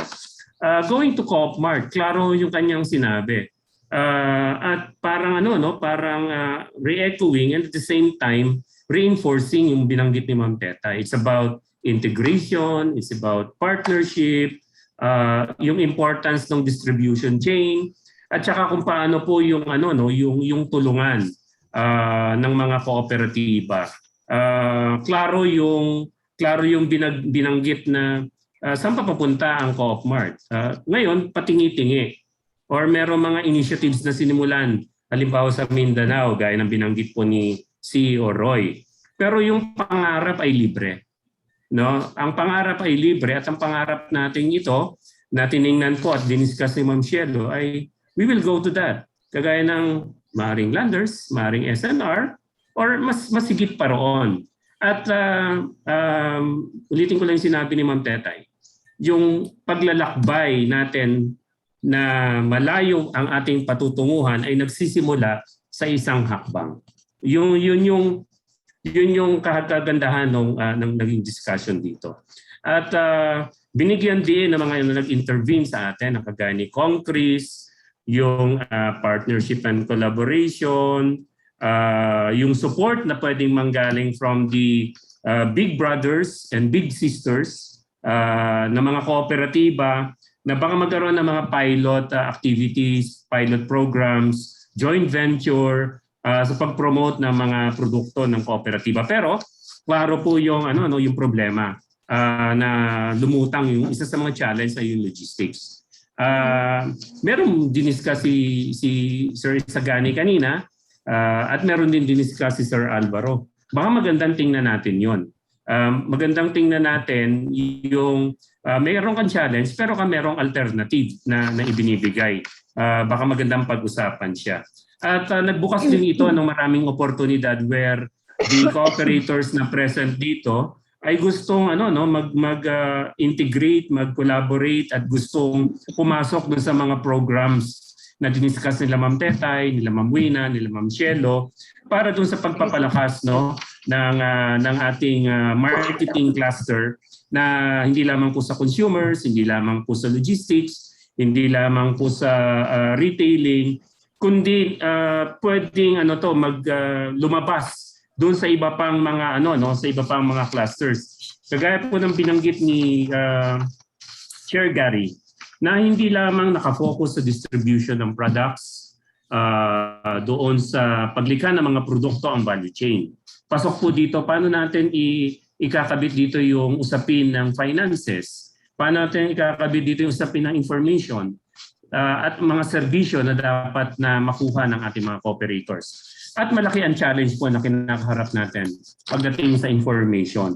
Alam naman po natin, pag nag-market ka po, of course, sa the usual marketing po, kung ikaw ay papasok, halimbawa, sa mainstream media, mahal po yan.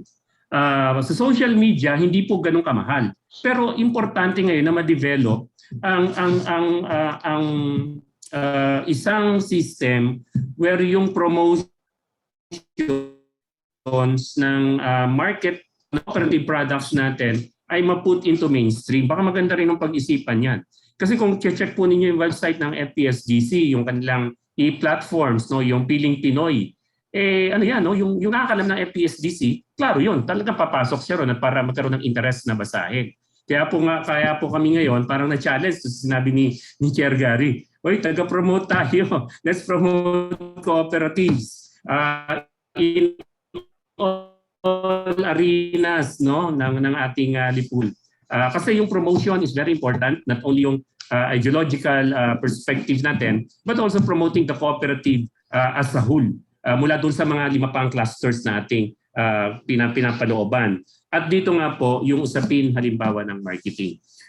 Maganda rin po yung binanggit nila Sir Raul, yung complementation and not competition. Hindi na po natin dadagdagan yan sapagkat naging mahaba po at naging produktibo yung naging usapin dyan.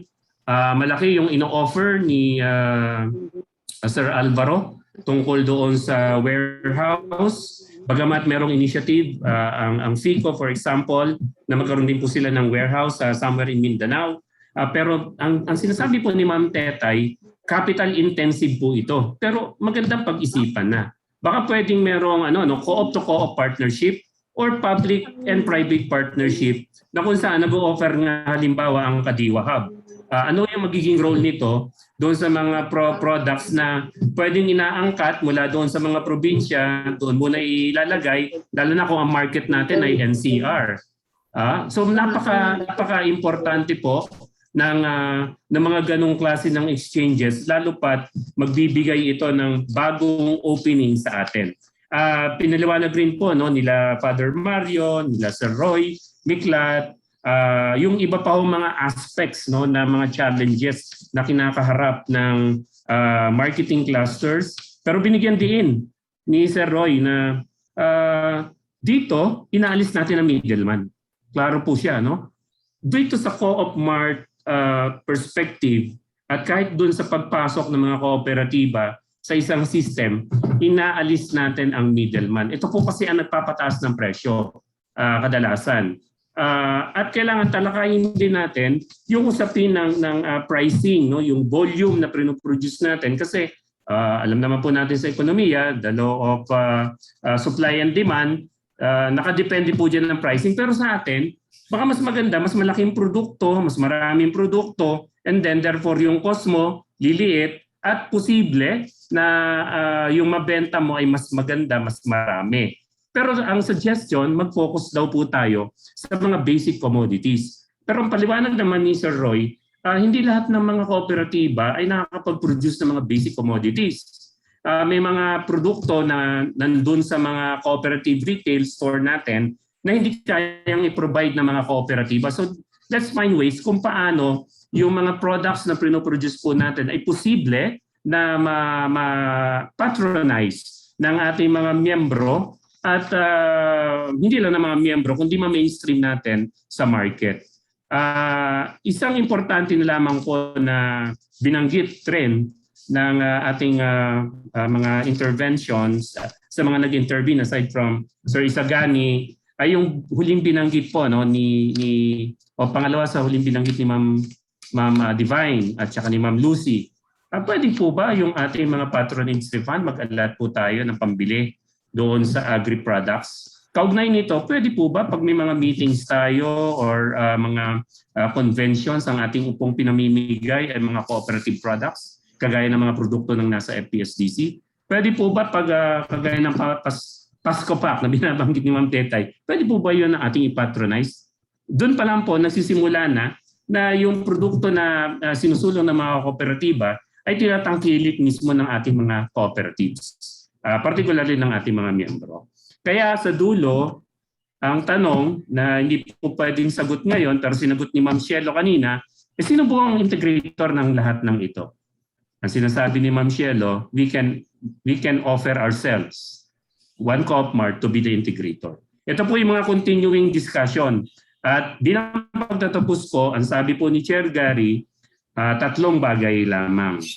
Consolidation of co-op resources, binanggit po na lahat ng speakers natin at lahat ng nag-intervene, integration ng mga co-op activities, at unification po ng stakeholders. If we want to leave a mark sa isang lipunan na predominantly controlled by capitalist products, baka pwedeng iguhit na po natin yung binabanggit nating identity. Co-op products. Co-op products. Na sa ibang bansa, pag bumili ka po, makikita mo at produkto pala ito ng co-op. Dito sa Pilipinas, yun po yung susubukan natin. Hopefully, in the next few years, lalo po may mga strategy tayo, magawa po natin ito. So, papakita lamang po ni Ray yung ilan sa mga ways forwards. Ways forward na kailangan po nating ito po initial po ito. Pwede po itong ma-improve pa. Pero itong ways forward na pong ito, nung nag-uusap-usap po kami rito sa Secretariat, si Chair Gary, Ma'am Lucy and everyone, is ito rin po yung mga pwede nating pagsimulan uli na mga sinasabi ni Sir Gary na challenge para sa atin, para trabahuin natin. So let me read again the quote. Ito po galing kay Chair Gary talaga ito. In previous value chain fora na mga naatinan niya. What is needed is a real honest-to-goodness value chain that is replicable, scalable, sustainable, and inclusive. So narinig natin yan kay Ma'am Tetay, narinig natin yan kay Ma'am Wina, kay Ma'am Cielo. Inclusivity is very important. Next, Ray. So sa nakikita namin po, doon sa susunod na slides, importante po yung binanggit kanina na consolidation, integration, unification. Okay. Paano gagawin yan? Meron po tayong initial na sector plans at nakalista po doon yung mga key area of key concerns natin. Meron pong nakalapat na mga activities at mga strategies at meron pong tinitingnan na magiging output po nito at outcomes. Pangalawa, yung continuing discussion on agricultural cooperative development agenda. Sabi nga po ni Ma'am Tetay kanina, ni Kong Chris, kasama po rin dito yung PCC under Chair Gary, si Ma'am Divine ng NSCC. From time to time, sumasama rin po ang NCMF dito. I think nakasama po namin si Director Ramil. So, maganda pong balikan uli ito at alam ko nasa final stage na po siya. Nasa final stage na po ang Agricultural Cooperative Development Agenda na i-represent na po eventually ng Brain Trust and Agritera kasama po yung mga cooperatives. Pangatlo po, yung partnership, collaboration, complementation at competition. Meron din po tayong nakasulat nito doon sa ating sector plans. Siguro maganda pong balikan siya at pag-aralan paano po talaga ma-i-implement ito. Okay? Ang isa pong importante rin nabanggit dito ay yung sa promotion and marketing. Paano kaya ito gagawin? So, ang challenge po dito, paano i-market yung cooperative products within the cooperative sector? paano po magpapatronize yung mga fellow cooperative, mga cooperatives natin ng produkto mismo ng ating mga kooperatiba. Paano ito ma-market outside the sector? So sa tutusin po, para pong co-op vote orientation kung titingnan mo, meron kang captured vote, no? Meron kang captured vote supposedly na 12 million. Pero bakit hindi bumoboto? Karamihan sa kanila doon sa mga party list na nagko-contest. Magandang challenge po sa atin yun. Dito rin ang challenge, kailangan ang captured market natin ay mga miyembro natin. Sila talaga dapat. No? So tingnan po natin yan sa mga susunod na araw. Next, Ray. Yung create standards for quality, no? Standardization. Merong partnership na lumulutang kanina na parang kay sa discuss ni Sir Gani at ni Ma'am Tetay. Kung papasok po sila doon sa e-platform at yung kung merong parang may quality standard barometer po ang FPSDC. So ganun din po dapat ang gawin siguro ng ating mga cooperative products para po excel po siya sa merkado. Hindi lamang po doon sa captured market, kundi mismo doon sa outside the sector din. No? So maganda kong pag-usapan uli yan. Pito, kung di ako nagkakamali, ito po ay may kinalaman sa logistics development. At binanggit na po kanina rito yung public-private partnership or co-op to co-op partnership. Para ho dun sa warehouse na napaka-expensive po pero at the same time pwede pong strategic siya para sa atin. No? Pangalawa, yung sa mga transportation. There was an attempt during the pandemic na ninegotiate po nila Sir Gary sa DTI, including mga transport cooperatives na pwede ba sila yung mag-transport ng products from provinces to the city, lalo pa doon sa pagbabawal sa kanilang bumiyahe at that time. Ang hirap pong i-negotiate yun, Sir Gary, di po ba? Hindi po siya nakalusot, pero kailangan this time, hindi lamang po transport of people ang concern natin, kundi dapat transportation rin na magta-transport ng goods from the farm to market or to the warehouse muna bago sa market. Yun po yung kulang na kulang tayo at palagi po itong binabanggit ni Ma'am Tetay, ni Kong Chris at narinig naman po natin lahat dito. So we should develop further yung discussion dito sa logistics para po sa ating marketing cluster. Scale up, increase volume, economies of scale. Ito po yung importante po rito, ikakabit ko po yung second to the last bullet point. Importante po dito yung data registry. Kasi if we want to promote our products, importante po na ano ba mga produkto ang mabilis, ang dapat na kinukonsumo ng ating mga miyembro. Ano ba ang dapat na i-produce natin and so on and so forth para mas maipasa natin kagad to sa mga consumer members natin and outside the sector. Doon po papasok yung data registry. Meron pong dinevelop ang PCC with partnership na ongoing ngayon. Pina-finalize pa ho through Chair Gary. Kausap po natin dyan sila Director Seni, PMR Director, at ilan pong nasa information company para po dito. And I think this is immediate pero at the same time strategic din siya. Kasi yung data registry would require participation. Ito po yun, participation of cooperatives. Kung medyo hindi po natin nakikita yung buong picture doon sa matching ng mga produkto, halimbawa na nandun sa data ng ating authority, baka dito pwede siyang i-develop. At kailangan natin dito ng support, finances, support ng mga cooperatives, lalo na dun sa data gathering. No?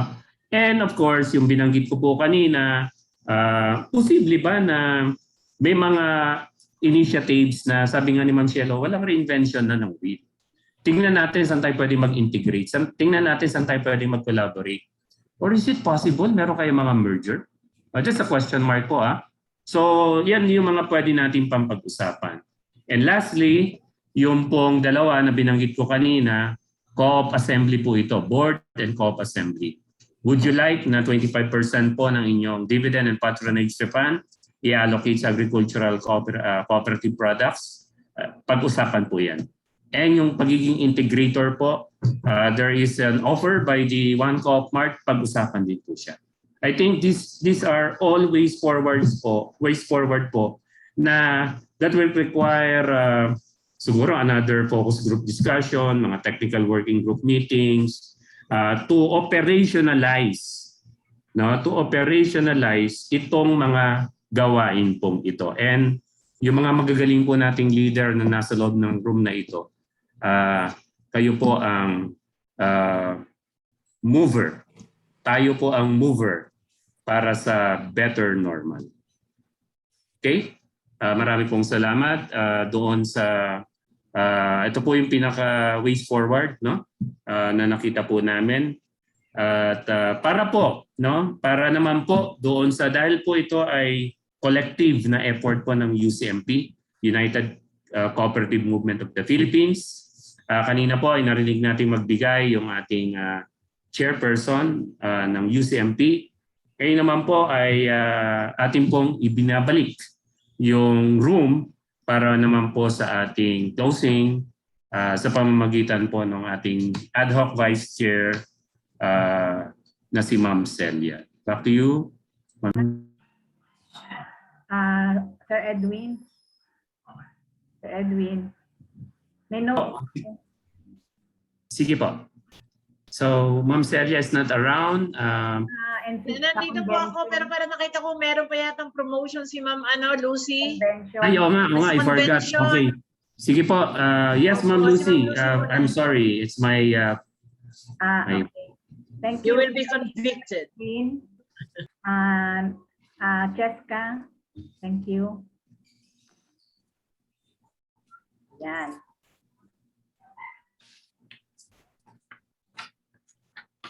Okay, good afternoon na po. No? This is a very quick information drive to everyone.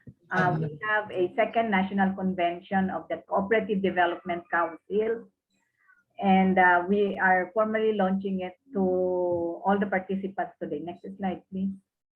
Our theme for this year is, ayan, scaling up the Cooperative Development Council towards a system for policy, consultation, and coordination.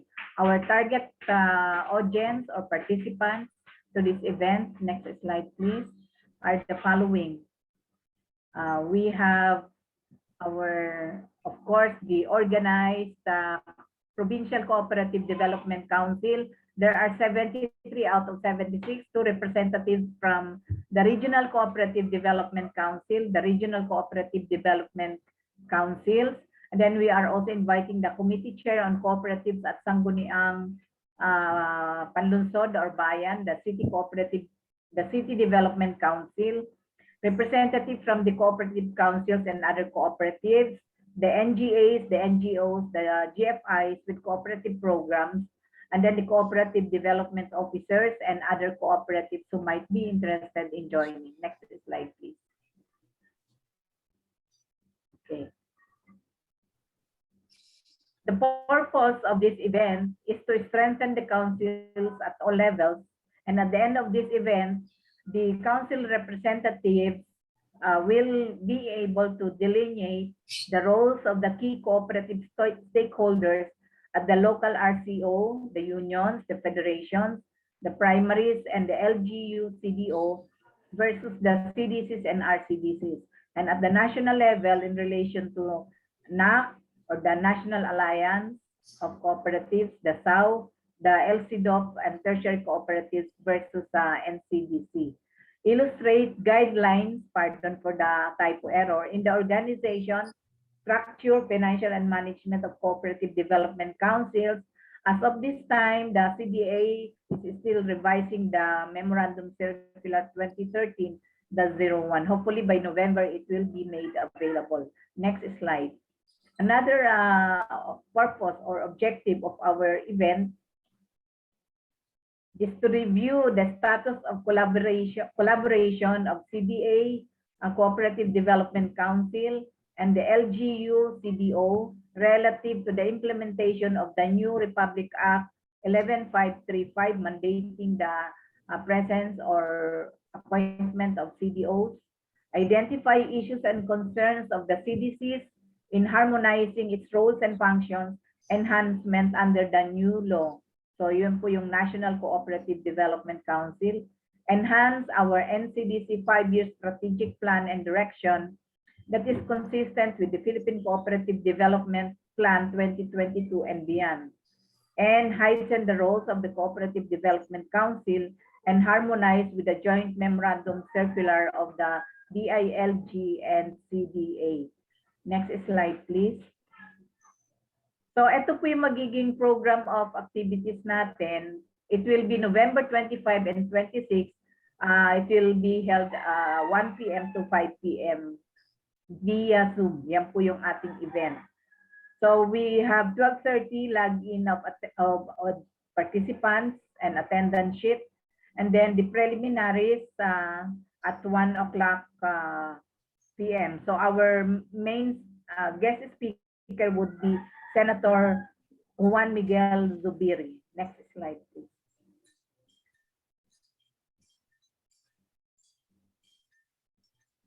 By 1:30 p.m., we are going to present the CDA program on the role of the key cooperative stakeholders at the local and national level. Then by 3:30 p.m., we are going to present the status of collaboration of CDA, CDC, and LGU CDO. In relation to RA 11535, the state of CDCs will be presented by our Vice Chair, and the state of CDOs will be presented by LCDOC President, Licelia. Okay, second day will be November 26, again at 1 p.m. As usual, 12:30 attendance, log in, and then 1 p.m. we'll have a synthesis which will be done by our Secretary of the National Cooperative Development Council, si Madam Josan. By next slide, please. Yan, minamadali na natin kasi gutom na kayo. By 1:30 p.m., we will be presenting the guidelines in the organization, structure, financial and management of the Cooperative Development Council, and also the 5-year strategic plan and direction of the NCDC. So maganda po yung talakayan kanina kasi kami po yung nagko-coordinate ng lahat ng mga plans, programs ng iba't ibang cooperative natin at saka sa NGAs dahil ang council ay multi-sectoral organization. Then by 3:30 p.m. we are going to have a workshop, breakout room on the challenges of the cooperative development councils. And then by 4:30 synthesis, and by 5 p.m. We have our closing remarks by our treasurer, Nancy Marquez. Next slide, please. Now, for registration, you can register online. With the aid of our technology, napakaganda po ng turnout. Itong initial orientation na ginagawa natin. As we speak, we have already more than 250 registered participants online. Hopefully, we can reach more than 500 registries. Next slide, please. So this is our launching of the formal second national convention, and we are going to do it on a regular basis. So the first national convention was held in Bacolod City. Way back 2015, panahon pa ni Sir Sam, ano na tayo ngayon, 2021, walang kasunod. Paki-play lang po yung yung formal declaration natin ng convention. Paki-play lang po. Yan po. Walang sound? Okay. Sige, di bale. And I hope to see you there. Madali lang po. Gamit kayo ng cellphone, gamit kayo ng computer. I-click nyo lang po yung registration link. Thank you very much. At kung gusto po ninyo ng picture frame ng ating convention, gayahin nyo lang po yung nasa background picture ko. Tapos i-share nyo po para maganda po ang inyong picture. Thank you. Good afternoon, everyone. Thank you, Ma'am Lucy. So, papunta na ako sa Second National Convention, no? Yung National Cooperative Development Council. And I think dahil ito po ay mga policy formulation, malaki ho ang may tutulong ng NCDC at saka yung mga PCDC at saka mga CDC, lalo na doon sa ating campaign about promoting cooperative products sa developmental arena po, where sa mga plano po sana ng ating mga council ay makasama po itong pinagbabanggit nga po natin kanina dito. Thank you, Ma'am Lucy, for sharing the information po para doon sa Second National Convention ng NCDC. Okay. Para po sa pagkatapos, alam naman po natin na malaki rin po ang role ng Liga ng mga Cooperative Development Officers ng Pilipinas sa lahat pong ito. Kasi LGUs po ang nila, no? Ka-relate rin po nila.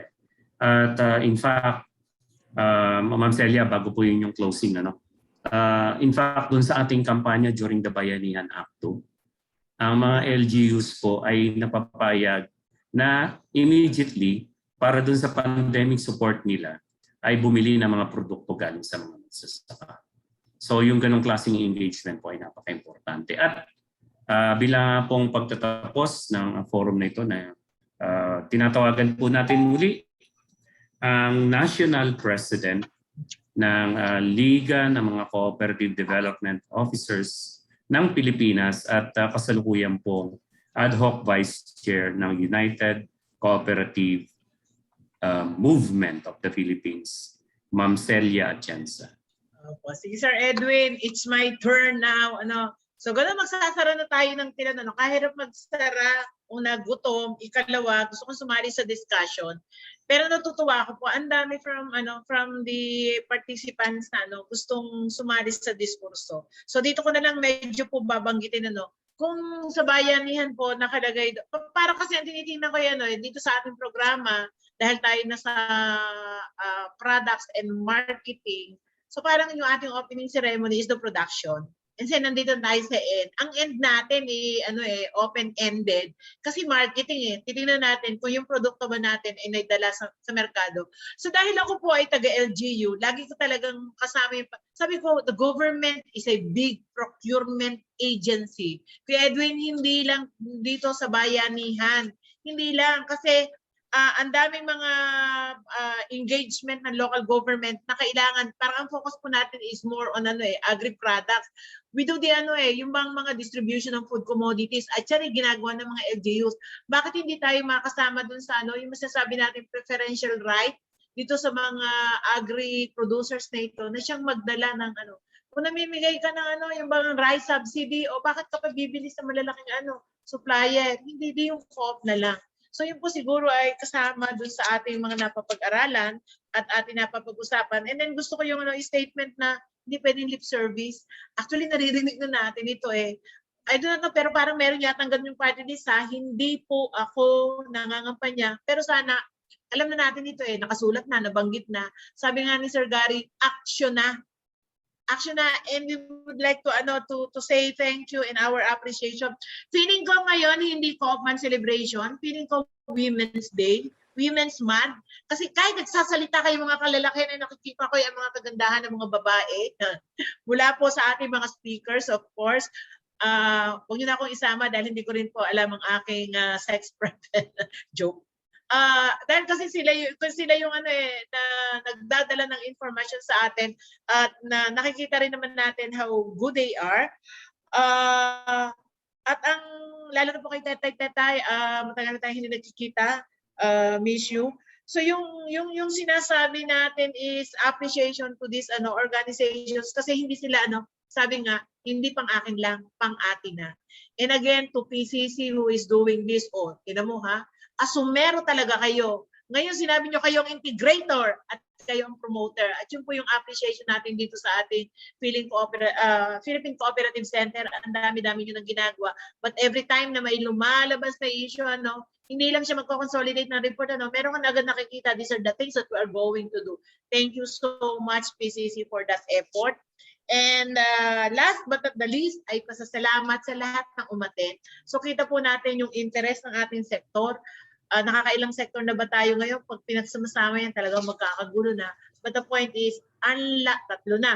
Ang laki-laki po ng challenge sa atin. At ang sinasabi po natin, pasalamat tayo doon sa mga nasa itaas ng mga organization.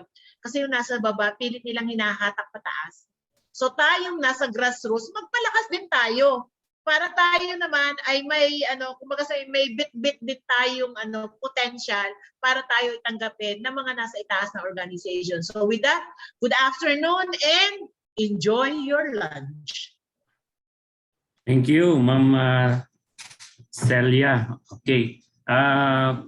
Meron pong nais po namin makahingi ng inyong feedback para po sa activity na to. Sinend po si Ms. Kat and Nicole na form. You can download that link. Tapos pwede naman yung sagutin na mamaya. Pero pagkatapos po nito, ng lunch natin, ay atin naman pong i-promote yung pangalawang activity today, event today, yung agricultural cooperatives. Access to finance and programs. Ito po ba ay continuing challenge or opportunity? Naimbita po natin yung mismong Executive Director ng ACPC through Ma'am Divine. At mamaya po magkakaroon po ng mga sharing kasi importante po yung discussion mamaya na bagamat may mga naging challenge doon sa price tarification law, baka meron namang oportunidad. At makakasama po natin mamayang tanghali pagkakain, si Ma'am Josa, sila Chair Gary, sila Ma'am Lucy, sila Ma'am Celia, at iniimbitahan po namin kayo. Salamat din po sa Co-op NATCO Party List na member po ng UCMP na palagi pong sumusuporta doon sa mga legislative agenda na ating isinusulong.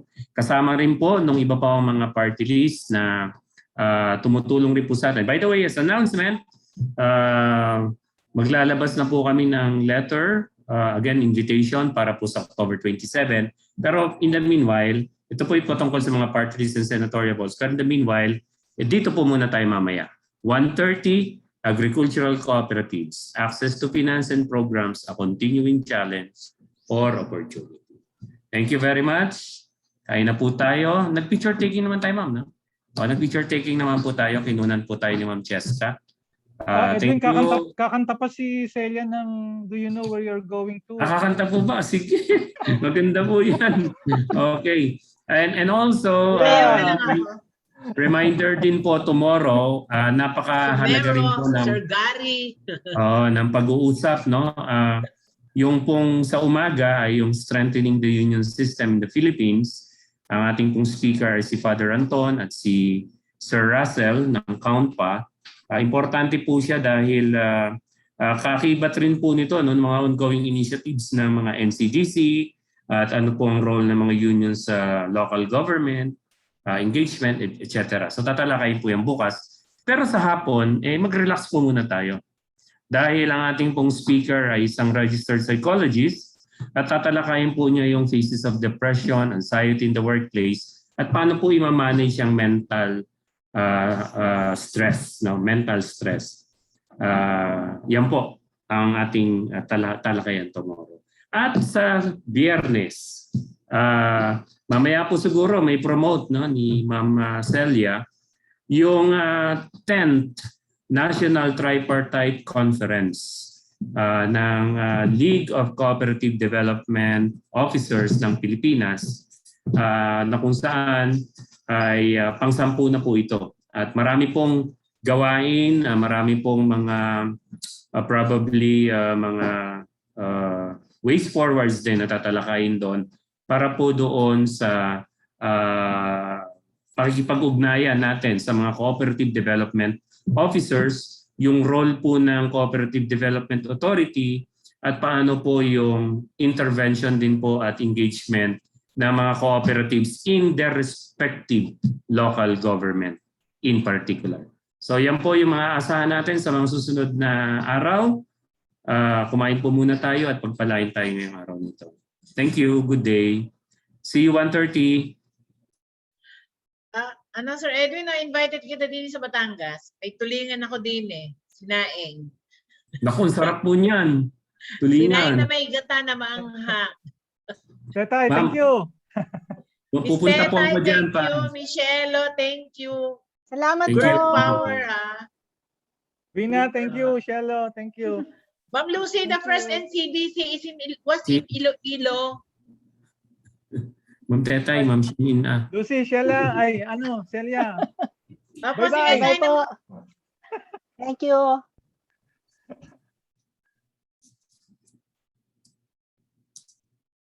Okay. Thank you.